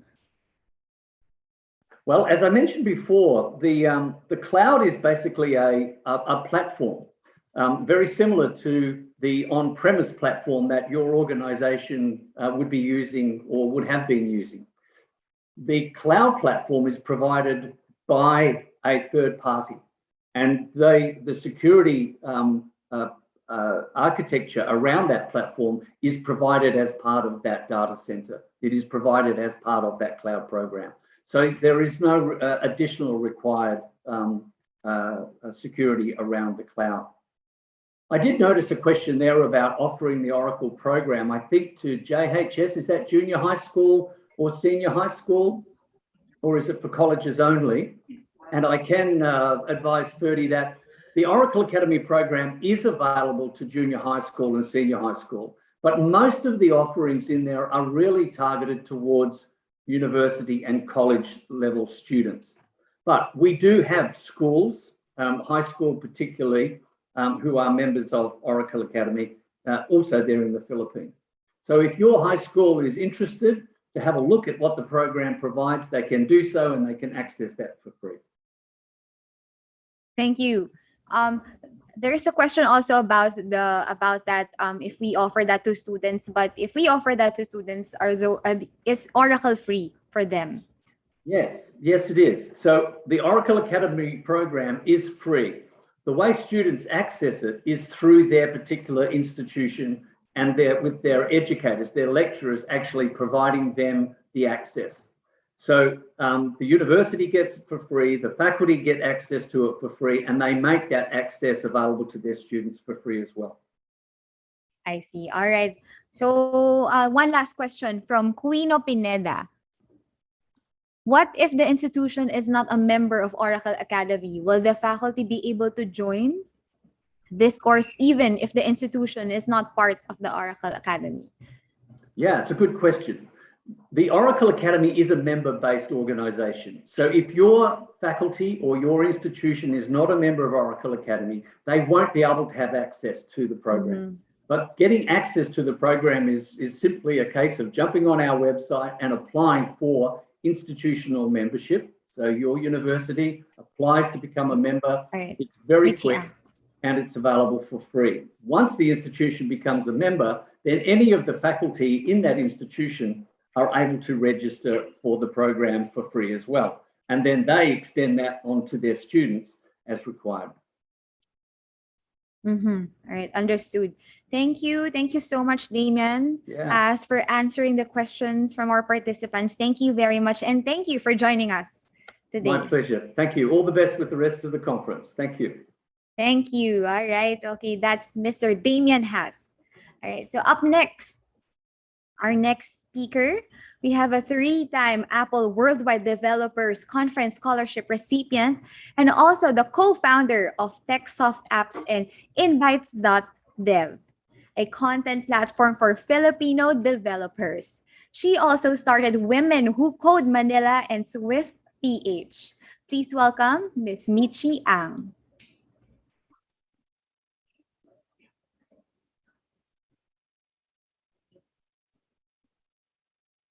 Hi, Miss Michi. No audio. Hello, can you hear me? There, we can hear you. All good. Thank you. Sorry. Yes, we can hear you, Miss Michi. Sorry, I cannot hear any. Sandali, my apology. Can somebody speak? Hello. Yun. Okay, hello. Perfect. Sorry, good. Perfect. Okay, i-share ko lang yung screen ko and then we can definitely begin. Thank you. Let me know if I'm ready now for me. Wait. Yes, ready. Ready na tayo. Okay, nice. Yes. Kamusta kayo lahat? Kamusta? Wait. Other screen sharing. I'm gonna share my screen lang po.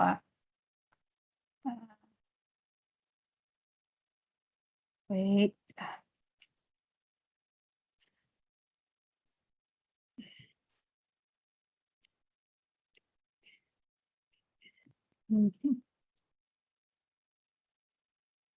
So, wait. So, share screen, menu. Okay. Nakikita niyo po ba yung screen ko? Hello po. Yes, we can see your screen. Okay, sorry. Okay, I'm gonna play na. Is it full screen na siya? Yes, on full screen. Thank you. Thank you. Let's go. Hi, everyone. Hi, kamusta kayo lahat dyan? Okay, I hope nag-enjoy kayo while listening to Y4IT right now. Sobrang daming good technologies here for today. Thank you, Y4IT, for inviting me. And I'm very excited kasi I'm gonna share to you something, which is learning Swift UI using the iPad. So I don't know how many iOS developers here, how many are learning how to become iOS developers. Pero para sa mga nagsisimula pa lang or you're already learning, I'm gonna share you something interesting that you might be, excited to play on. So, by the way, I'm Michi pala. So just to give you a brief introduction lang, I'm Michi. I'm from Invite.dev. It's like a content platform for Filipino developers made by Filipino devs like us and me, like tayo. And then I also started SwiftPH and WWDC community. These are Apple developer communities, local yung SwiftPH, international yung WWDC community. I also started Women of Code Manila, to promote diversity and more, and of course, Text Up Apps. So, ang first question siguro dito is, why use the iPad, right? Bakit di na tayo mag-MacBook? Ako, di ba? May MacBook naman, ba't na lang hindi iPad? Ba't kailangan mag-iPad? Ba't kailangan matuto ng like Swift and Swift UI sa iPad? May MacBook, mas mabilis naman. I guess, first thing first is, sasabihin nila siguro, pagpalit. I guess if you're like in a first world country, they would say it's convenient, you can bring the iPad everywhere, you can like, magaan and stuff. Pero actually, pag sa Philippines, ang pinakamagandang sagot dito is, it's actually accessible. You know how expensive MacBooks are, right? Diba? And if you actually have an iPad right now and you can actually develop apps, that changes everything. So this year, sa WWDC this year, 2021, may in-announce, which is na nga ako. Pero mukhang siguro end of the year pa, maybe November or December. O baka itong October, hindi ko alam. Pero ang advantage ng Swift Playground 4 is that you can actually develop apps and upload it to the App Store. So it means that you can actually develop an app from an iPad and release it to the App Store without any use of Xcode. That's kind of like a game changer ngayon, right? Kasi you don't even have to buy a Mac now. You can buy the pinaka yung basic spec ng Mac, which is ng iPad, which is less than 20K and more, and you can actually develop an app. So, malaking bagay yan sa atin, mga Pinoy. So, ngayon, ayan, bago tayo pumunta dun sa actual demo, pasok muna tayo dito. Ano ba yung Swift? Sa mga taong hindi pa nakakaalam ng Swift, it's actually the newest programming language ni Apple. So before, we have Objective-C, right? Matagal na yun. Apple suddenly decided to create Swift. Bakit niya create to? Kasi it's actually more modern. Yung syntax ni Objective-C, medyo luma na, medyo mahaba and stuff. Pero si Swift, modern, madaling aralin, mabilis, designed for safety, meaning mas less chance magkaroon ng bugs or error, right? So, yun yung mga bagay na parang naisip nila and mas madali siyang gamitin. So, pag nakita nyo sa screen ngayon, makikita nyo gano'ng kasimple siya basahin, di ba? It's like as if you're writing, pero in code lang nga. So, ano ba yung Swift UI? May Swift na, may Swift UI pa. Ang gulo naman, di ba?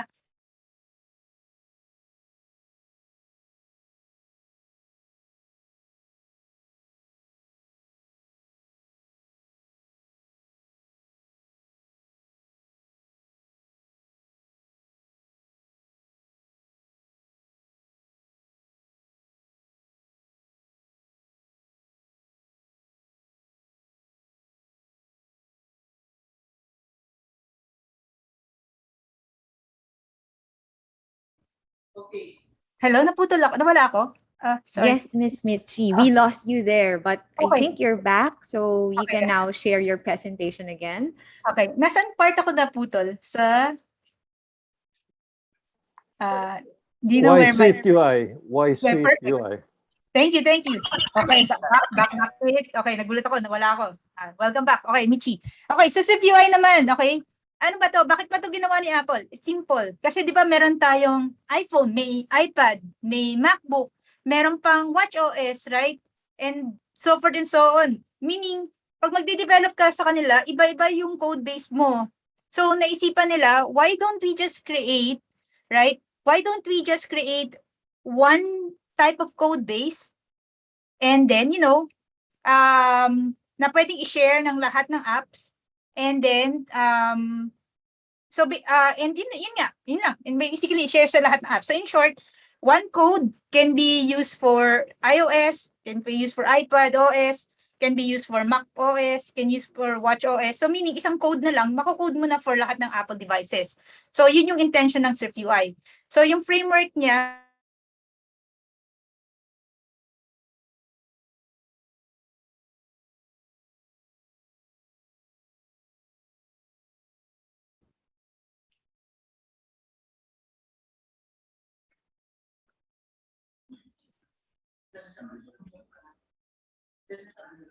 All right. Okay. I think she's. Hi, Miss Mitchie. You're back. Okay, we You're lost back. you again Go there. ahead. Go ahead. Go ahead. But go ahead, please. Share your presentation.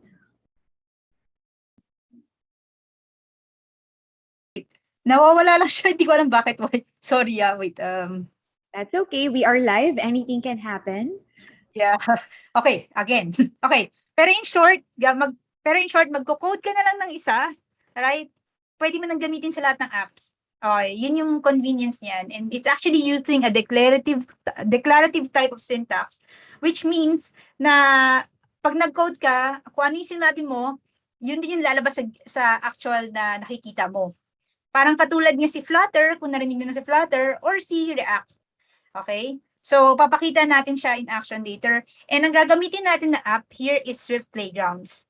So, remember, hindi pa lumalabas yung Swift Playground 4. So, doon tayo muna sa Swift Playground. Yung version ngayon, 3 point something. Okay? So, ito yung demo. Ni-record ko lang siya kasi dapat sa iPad eh. Pero babasahin ko na lang. Hindi mo babasahin. I mean, explain ko na lang while I'm walking you through. Okay? So, yan here. As you can see, pag binuksan niyo yung Swift Playgrounds, ito yung makikita nyo. May mga ready na siyang modules and stuff for us. So, first thing first, kuwari nagsisimula ka pa lang talaga lahat, Learn to Code 1 pwede mong gamitin. You can learn the Swift fundamentals using Learn to Code 1. Ano ba itsura niya? Ganito yung makikita mo siya. And then, meron siyang mga like different pages on the side wherein may introductions. And meron siyang mga kind of like gaming thing.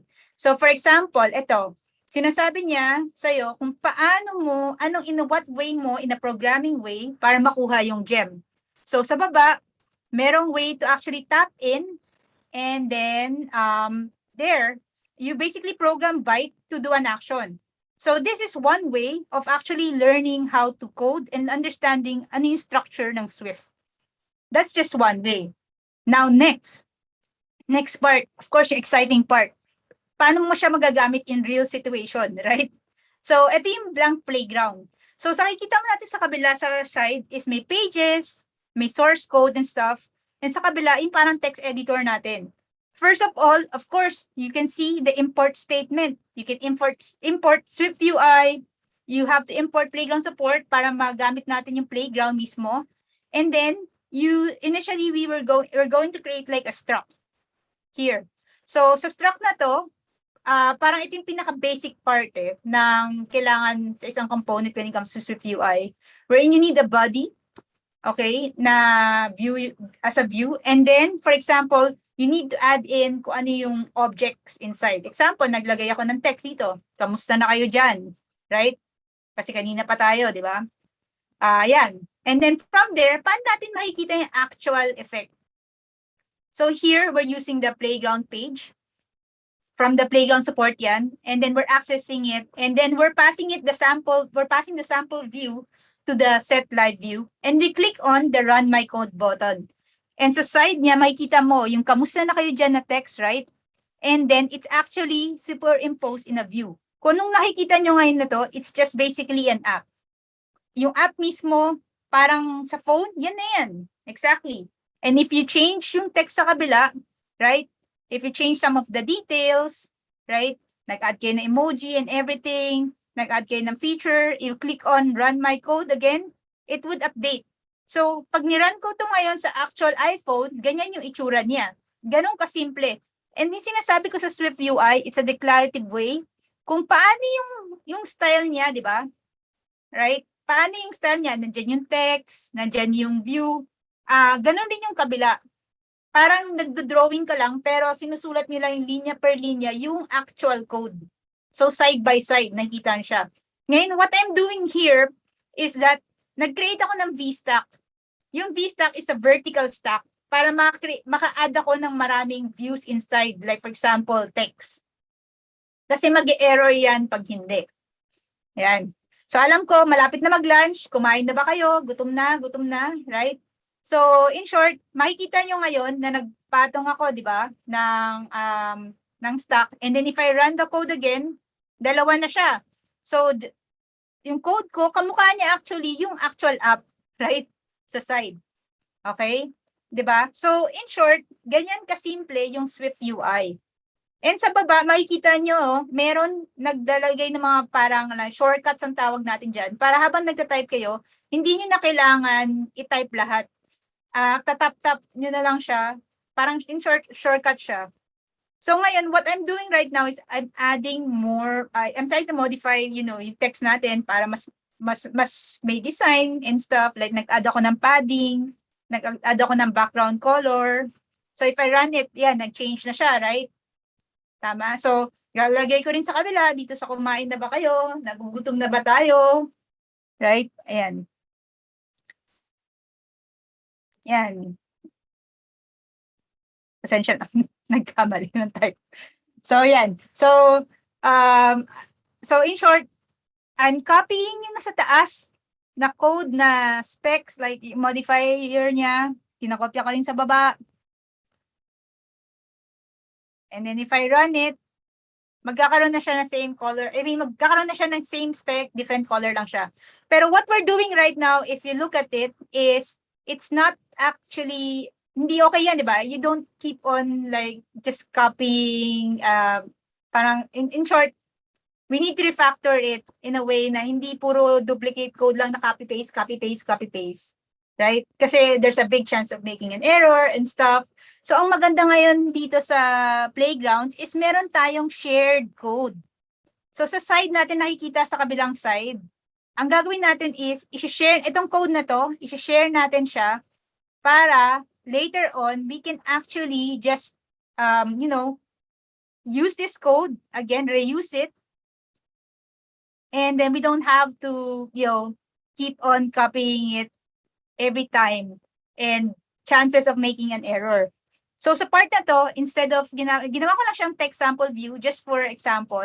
And then what I did was from here, tatanggalin ko ni isa lang yung kailangan natin. Yung VStack, however, nailagay ko siya here, nakalimutan ko lang siya burahin, pero okay naman siya. I mean, it means na pag ginamit natin siya, multiple VStack ang magagamit natin on this section. So yan, what I'm doing right now is actually creating a variable na pwede nating i-reuse. So here I'm creating it. So instead na text inside, para mas maganda kung text value na lang yung pangalan, di ba? So text value, which is actually a string, right? And then from there, nag-initialize ako ng string natin para magamit natin yung value na yun.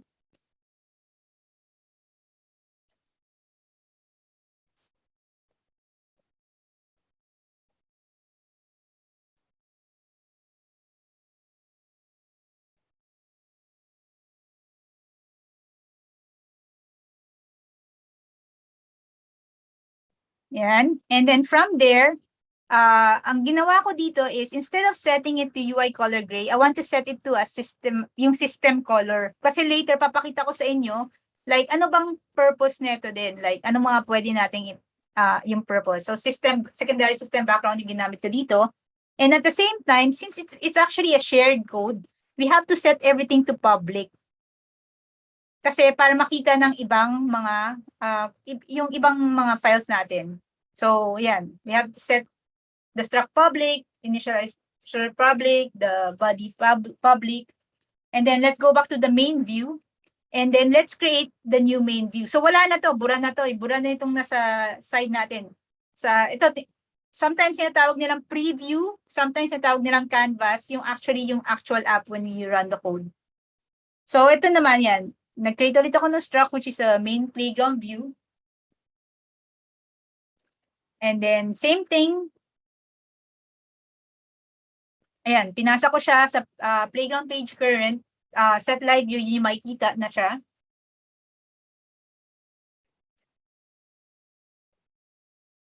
And then, instead na yung text ang ginamit ko, kinuha ko yung text sample view na ginawa ko na share code natin para ma-reuse natin siya. So, yan siya. So, since nilagay ko na pwede ka magpasa ng value, so if we run it now, ayan na yung kumain na ako, right? So, yeah. So, meaning naka-create na tayo ng view. Right? Ayan. Tapos, ulitin ko lang ulit. So meaning we can easily reuse the code now, right? And with less error. Sino dito may pagkain na hamburger? Taingi. Joke lang. Okay, yan. So ganyan lang siya kabilis. In short, nag-create na ako ng reusable code. It's easier for us now to actually reuse code within the playgrounds. Malaking bagay ito kasi nung nag-start yung Swift Playground, walang ganito. Lahat in one file lang. Ngayon, pwede mo na siya i-divide in multiple files. Right? So, kanina, di ba, ginamit ko yung parang system background. The reason why I did that is, ang pwede kasing use case dito is, pwedeng naka-light mode, pwedeng naka-dark mode, right? And we want to actually simulate that thing, yung dark mode. And in order to do that, all you have to do is use the environment. Sorry, hello. Yan. So, here, gagamitin natin yung dark mode na isa. Yun. So, pag naka-dark mode, ganito yung itsura niya. Nakabaliktad. Madilim yung likod, nakaputi yung letra.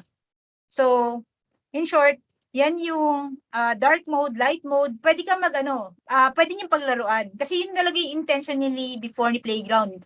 Just being able to view yung mga animations nyo first before actually implementing it on Xcode.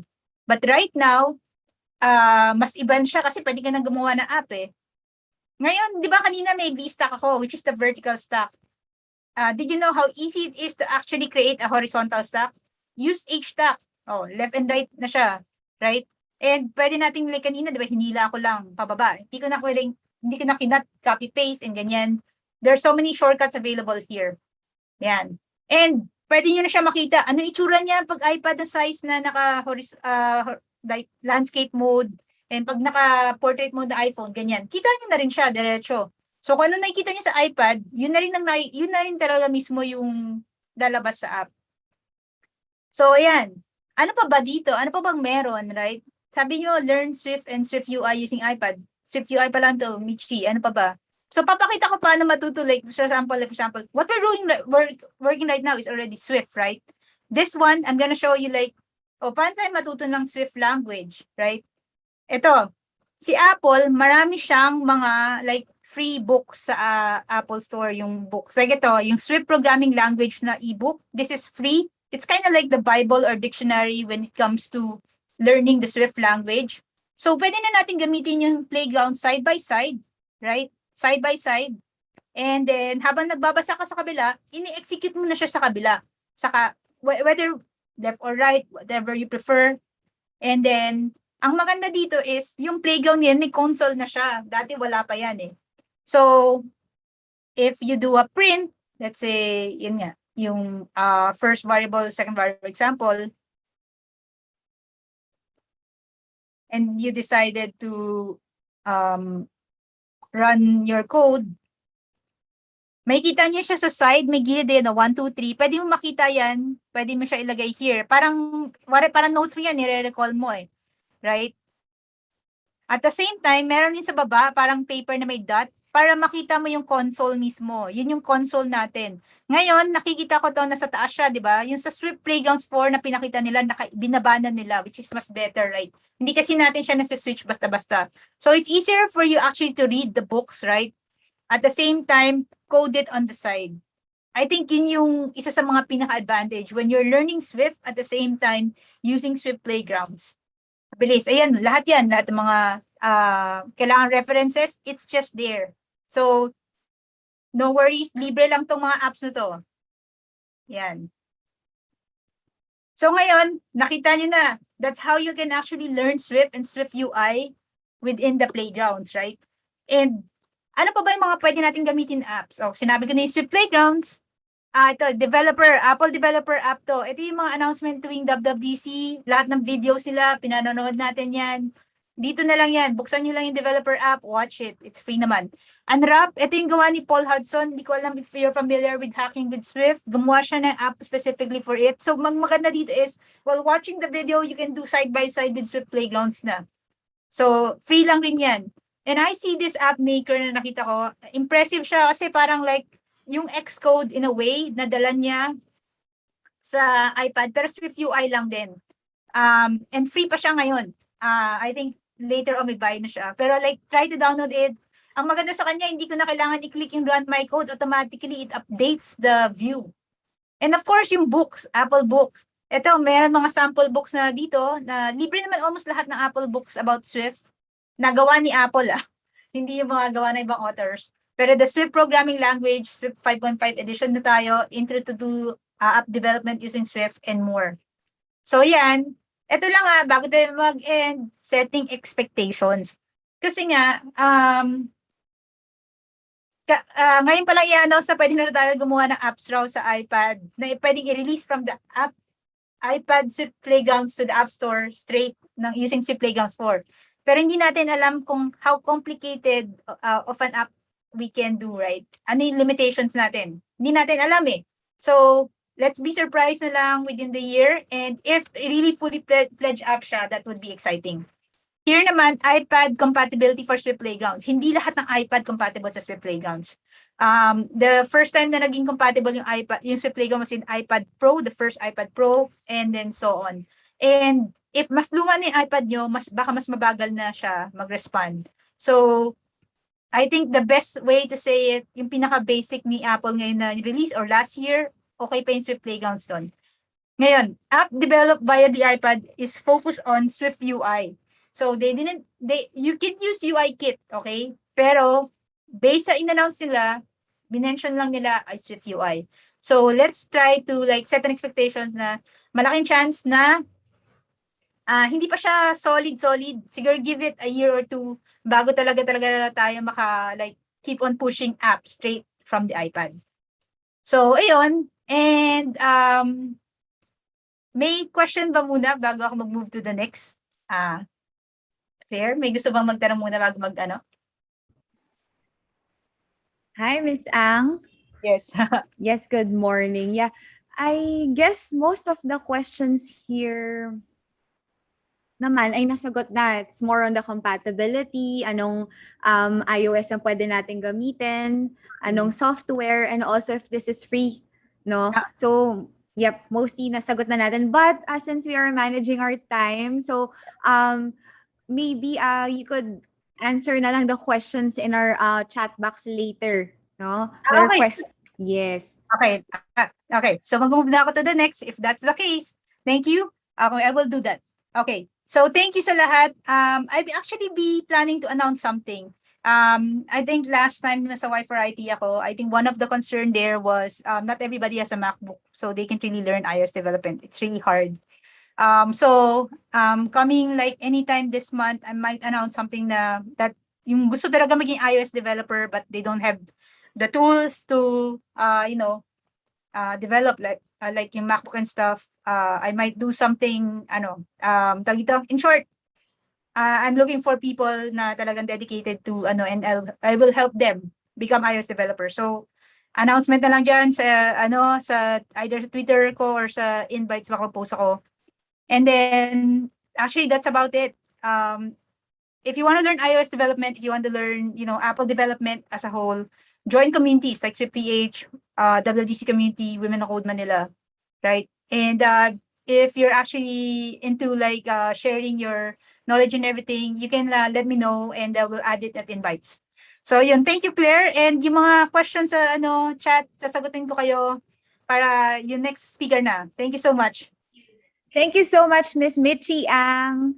Mm. Thank you. So Okay. yun, as mentioned by Miss Michi Ang, she will answer your questions one by one later, okay, throughout the day. But now, Before and after. all right, thank you very much. But now, we'll move on to our next speaker. Now we have the founder and CEO of DynaQuest Technology Services, Inc., an award-winning provider of innovative blockchain solutions. His passion is creating digital solutions that are inclusive and sustainable for the economic development of communities that are underserved, left behind, or forgotten. Please welcome Mr. Randy Knudsen. Thank you very much.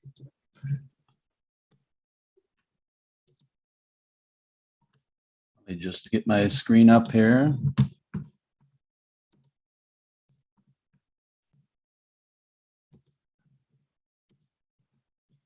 There we go.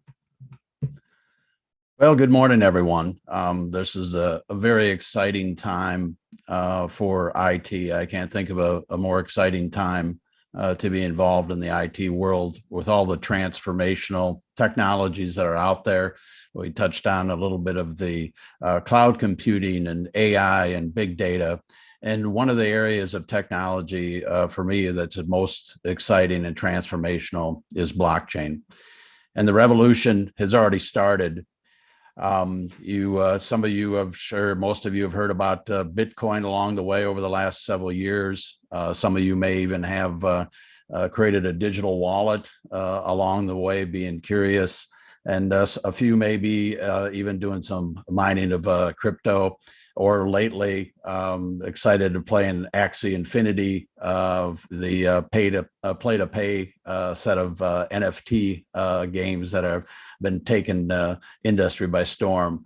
But recently, last week, Bank of America published a global research report. It was a 140-page report that established and launched their digital asset division.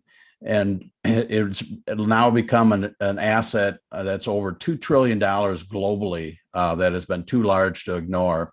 And it's really an area of disruption that they describe in terms of a chance to disrupt finance and technology, supply chains, social media, and gaming, as we're starting to see going on right now.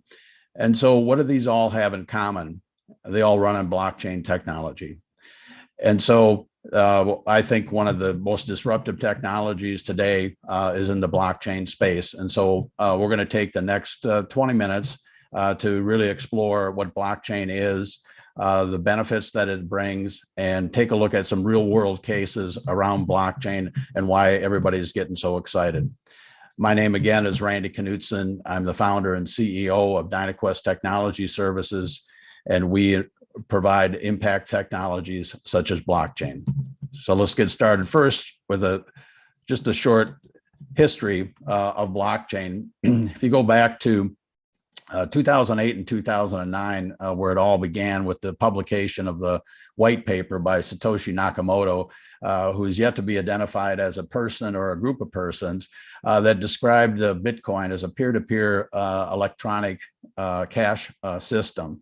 And that started the journey. And Bitcoin required a new infrastructure to be able to handle what was called the double spend problem, which is how do you prevent a token from being spent twice in the system? And that's how blockchain was developed, is really to support Bitcoin as it first came out at that point. But the one thing you should remember throughout this presentation and going forward is really Bitcoin is not blockchain. Blockchain is the underlying technology, and Bitcoin is really the application. So think of blockchain as kind of the operating system, whether it's iOS or Android on your phone, and Bitcoin and other cryptocurrencies are really an application that sit on top of that. So that's the first thing you need to understand, to be clear. Even though they have the same history and started together, they're separate.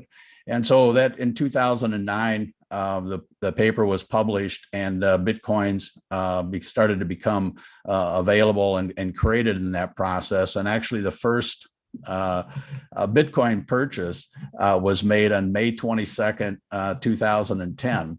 And that was done through a gentleman in Florida in the US, and proceeded to buy the world's most expensive pizza. At that time, he bought 2 pizzas, which I hope tasted real good, because he used 10,000 Bitcoins at the time to buy those pizzas. So in today's dollars, in terms of this morning, that would be worth 570 million US dollars. So I hope he enjoyed those pizza. So May 22nd has been forever called the Bitcoin Pizza Day as well. And things have progressed over the recent years to the point now where certainly dominating the headlines has really been in the NFT space. And we'll touch a little bit about that later on in the presentation. Some of you may have heard of Top Shot and Axie Infinity, certainly CryptoKitties, and weird whales. It's a real crazy environment that's around this space. So we'll touch on a little bit more in terms of the benefits after we first describe what blockchain really is. So blockchain can be described as a decentralized distributed digital ledger. It's really that simple. And there's certainly sophisticated technology that's underneath in terms of the blockchain, how a block gets written, how it gets cryptography that's involved with it. But in the simplest form, it's just a distributed digital ledger that just records an individual transaction. And that transaction could be the movement of a cryptocurrency, whether it be Bitcoin, Ethereum, or any of the other cryptos. It could be the ownership of an NFT, or it could be the use of smart contracts in the decentralized finance. And so it just records the transactions, which is really quite simple and basic. And how it really works is just, again, a simple process where a request goes out to a peer-to-peer network of thousands of computers to request a transaction be written. And these computers then look at the transaction, validate the transaction to make sure that it's a good transaction, and they then generate consensus and then authorize that to be written and create a new block. And that process of creating the new block, the cryptography is involved to create a hash or a digital fingerprint that connects that block to the previous blocks. So the data is linked together and is permanently recorded. And that's where the name comes from, is blockchain, is that it just records a block of a data at a time. But again, the key understanding is it's permanent and it can't be changed. So that's how the block actually gets written on the blockchain. So what are the basic benefits of the blockchain technology? It really centers around several areas in terms of transparency, the ability to see the data that's written on the blockchain, security in terms of it's stored in an encrypted fashion, so it's permanent as well, so it can't be changed or tampered with. Efficiencies can be gained in terms of the use of other applications such as smart contracts or decentralized apps, which we'll talk about in a little bit, and certainly builds trust. Really, the key thing of the blockchain is really it builds a network of trust and a peer-to-peer trust, which is really fundamentally different from the centralized models that we'll talk about. So that'll be a theme that you'll hear come up more and more in the other business use cases, this secure, trusted element. So why is that important? It really, again, creates a new architecture for businesses, decentralized and secure. And so that's really what has gotten business so excited, that as it turns out, what makes solving the Bitcoin double spend issue actually can solve a lot of other problems for business. And the fact when you add in decentralized applications and smart contracts really provides a powerful platform to transform businesses. And we'll talk about that in some of the use cases coming up. So before we get into the use cases, let me just talk about those key fundamental building blocks of smart contracts and DApps. Smart contract is really just a self-executing contract, a piece of code that sits across on the blockchain network. And so it's decentralized, it's distributed across all nodes. And this contract is really looking for kind of a if-then event to occur. And so think about it as terms of a regular conventional contract, whether that be for business or buying real estate or some agreement, and it's just codified that's sitting out there ready to execute. And so that becomes a really a powerful tool when taking a look at how this can change business. And we'll see again in a couple of examples that we'll cover up following this. The other key building block is really known as decentralized applications. And just as we talk about smart contracts being distributed across the environment, DApps are also distributed across the environment. So it's the kind of the back end code to be able to run applications. And in the traditional model, you see that there's a centrally managed, where you go back to a data center or a central host for the applications to interact with. The DApps have the ability to interact independently on their own in this decentralized environment. So it's, again, a key concept. It's just the decentralized environment fundamentally changes how business can approach new problems with this new architecture. So what can you do with blockchains? You can do a lot of different things, and we'll get through the examples that I think will make it a little bit more clear.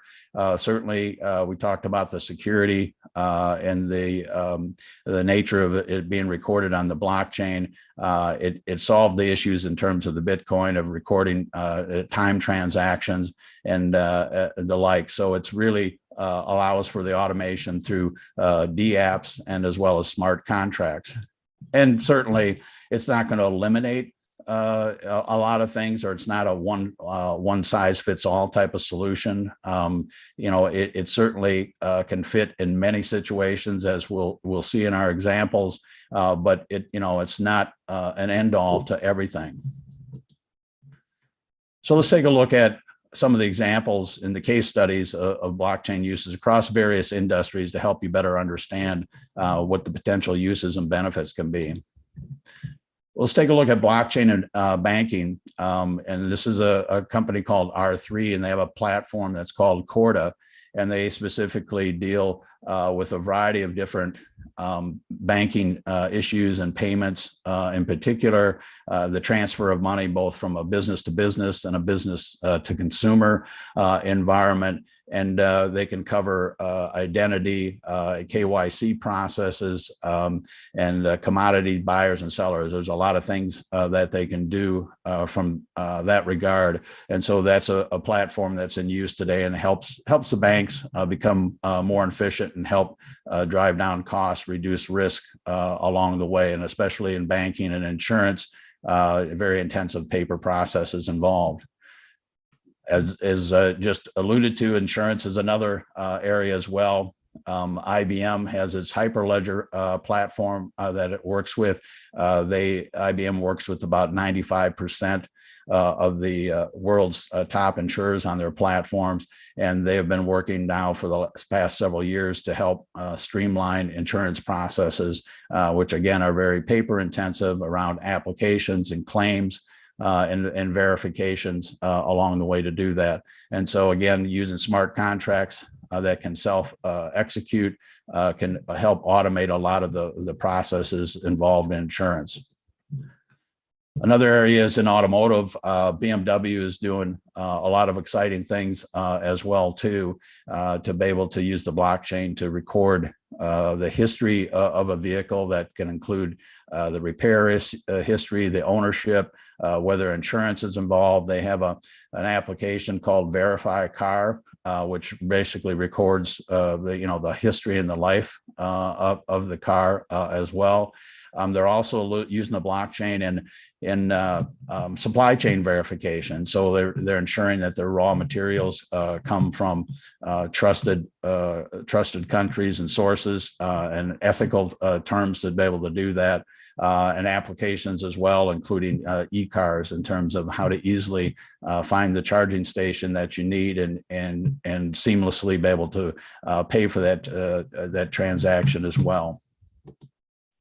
And healthcare is another big area of potential benefits, and it's a market that is around data records. Is certainly patient data records is certainly a huge area of development that's going on, but also data breach is a big problem area. They're expected forecasting data breaches to cost over $100 billion annually in 2025. Pharmaceutical, counterfeit drugs, and to be able to trace drug counterfeit drugs as well, and patient record fraud. One of the areas that we always think about is social security numbers and bank account numbers on the black market. That those records go for about $25, where a patient record, medical record, goes for probably $1,000 as well. So it's a major area.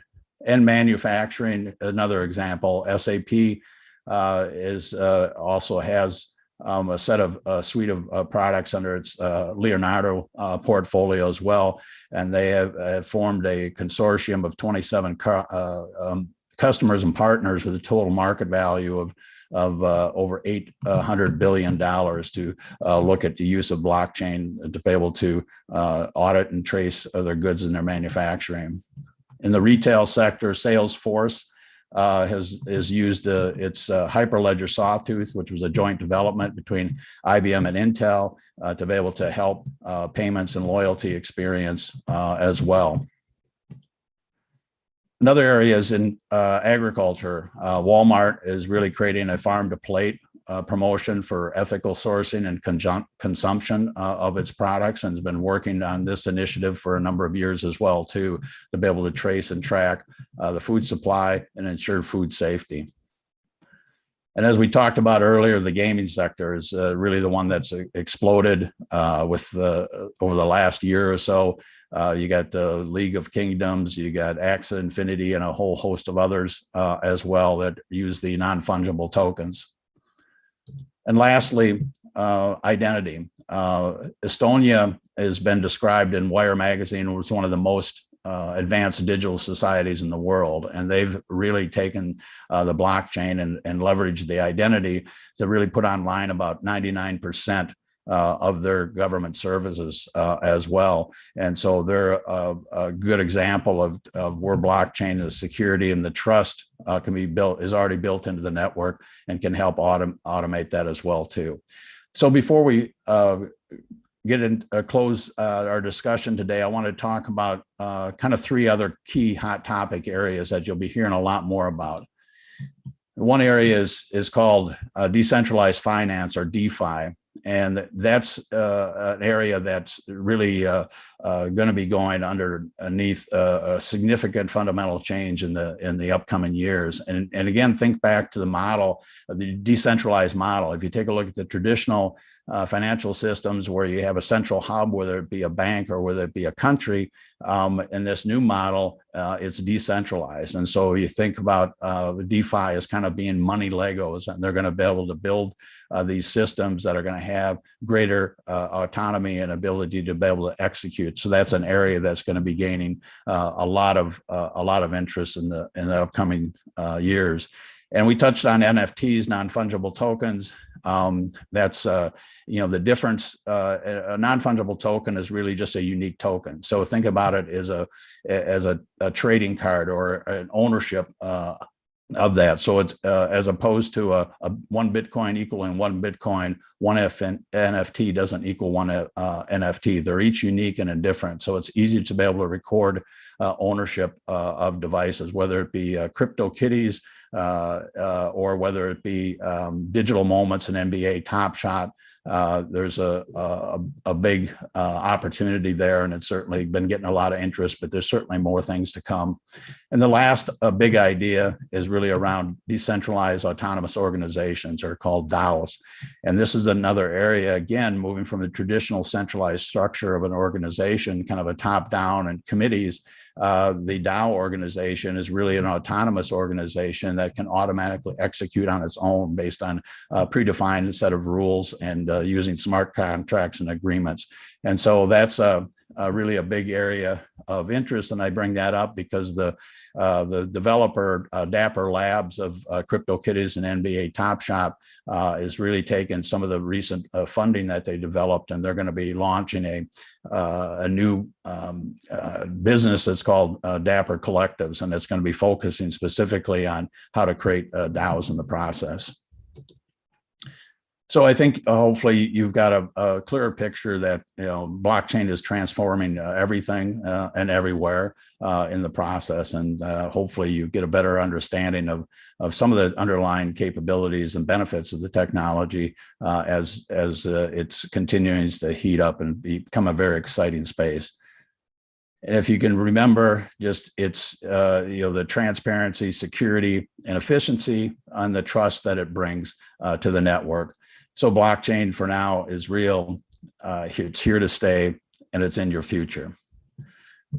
So blockchain is hopefully you understand a little bit now is really changing the world, and that your ideas today could be redefined by the blockchain tomorrow.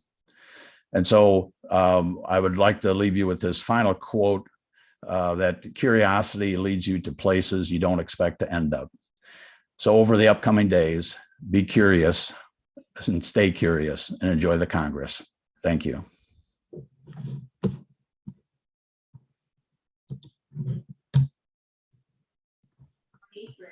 All right. Thank you very much, Mr. Knudsen. Now we're going to answer some questions from our participants.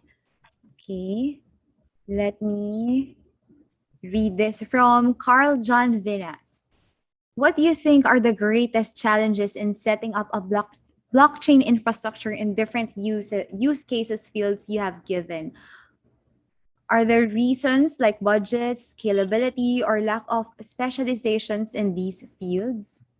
Well, I think the technology itself is evolving to the various platforms, as you could see in each one of the cases that you have some of the standard commercial platforms, whether it be IBM and Hyperledger or other customizations to do that. To do it on a commercial scale is certainly a daunting task, and why you would want to go with an established platform that has the capability that's built into it. And so it's kind of a shared infrastructure from a public standpoint, but also there's private implementations as well on the various platforms. And so it's not something that you would go out and build yourself, kind of like the internet. It's really a feature and function that you want to be able to exploit in your applications. Thank you for that, Mr. Knudsen. Now from Daylon Kotamora. As a young student, where do we start using blockchain technologies? Question from Delion Kotamora from La Verdad Christian College, Apalit. Well, thank you. I think the part of the challenge from an educational perspective is it's a space that's evolving and moving very rapidly. And we actually conducted a workshop back in 2018 down in Bacolod, working with the local government and the universities down there to help establish at least a base level of education. And at the time, we leveraged some online classes and courses, and certainly that opportunity in marketplaces, even grown bigger. So there's traditional elements that you want to be able to include in your education, whether it be data structures, your basic programming skills as well, and cryptography, if that's an area of specialty and interest as well. So my best advice to get started is really go online. There's a lot of courses out there. A lot of them are free in terms of starting your education and starting your journey. It's one of the highest demanding positions right now, and in fact, in the developed markets, they can't find enough resources. I think the average pay for a blockchain developer in the U.S. is probably around 150,000 U.S. Annually, and anybody with experience is making over $200,000 US. And so it's going to continue to be a challenged resource environment as the technology continues to blossom and bloom. So. All right, thank you. Now, one last question from our participant, Gerard Bryan, okay. Okay, it's moving. Let me check where it is. There. Do you think the creations of many different cryptocurrency can affect other cryptocurrencies' prices?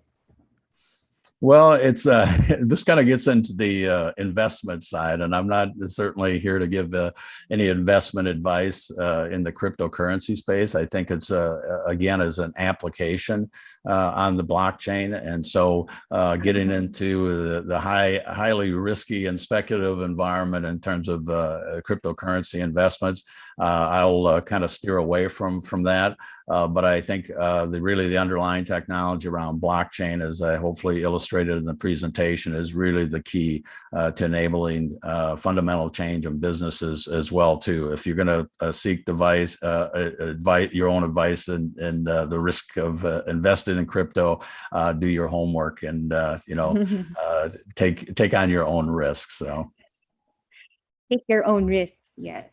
All right. Okay. So I think that's it, Mr. Knutson. Thank you very much for joining us today. All right. Thank you very much. Thank you. And also thank you to our participants. Please keep sending your questions. So as promised, sasagutin niyo ng mga speakers natin throughout the day. As you can see, no, si Miss Mitchie Ang, very interactive siya dito sa ating chat box. Ang dami niyang sinasagot na tanong na ating students. Thank you so much, Miss Mitchie. Alright, okay. Nandyan pa ba kayo? Kasama ko pa ba kayo? Asa ng mga students natin, ng mga participants natin? Kung nandiyan kayo, woohoo! Okay, get fan. Thank you very much, Kalabit. Cool. Ayan, sabi nila. Thank you very much. Woohoo! Maraming salamat sa support. Wow, ang dami agad emoji. Kasama ko pa rin sila. Thank you very much. Alright? Okay. So I think, the first half of the day has been concluded, and we're sure you've learned a lot from our speakers. Okay, but before we announce our exciting announcements, we would like to thank first our Y4IT sponsors. Okay, thank you to ASUS, PayMaya, Smart PLDT, Oracle, Linux Professional Institute, Palo Alto Networks, Microgenesis Business Systems, Archer M Security, Empire Locks, Felta Multimedia Inc., Panadera de Pantoja, and Teleperformance. All right. Also, we'd like to mention again that we are looking for info system developers and web app developers. Okay? So, sa mga naghahanap dyan ng bagong work, okay, baka this is it. Ito na to. So, if you'd like to start your exciting IT journey in this profession, please send your CVs to Janine Gatchalian at jfgatchalian@upd.edu.ph. For more info, please see the details on what's shown on the screen. Okay, now for our students, here is how to request for Y4IT 2021 e-certificates. Okay, listen to this. Please use the bit or bit.ly link showed on your screens right now. So an e-certificate will be provided for a fee of 100 pesos per session attended. The e-certificate will be sent via email as soon as we have verified your participation and e-copy of your payment. Okay, make sure lang na yung receipts nyo uploaded siya via the request form. Now for payment, we have GCash, PayMaya, Landbank, and BPI available. Please see the details on the screen and how to pay. There you have it. Lastly, if you have any questions or thoughts, please email us at info.y4it@upsitf.org. Right. Thank you very much, no? Nakita ko kanina, marami na sa Twitter, mga nagpo-post ng pictures nila and even sa Instagram and Facebook. Thank you very much. Please don't forget to use the hashtag Y4IT. Alright, so now, magkakaroon na tayo, magla-lunch break na tayo, okay? But please be back after an hour because we've got more interesting topics for discussion this afternoon. Okay, everyone? Thank you for joining us. So enjoy your lunch and see you after an hour.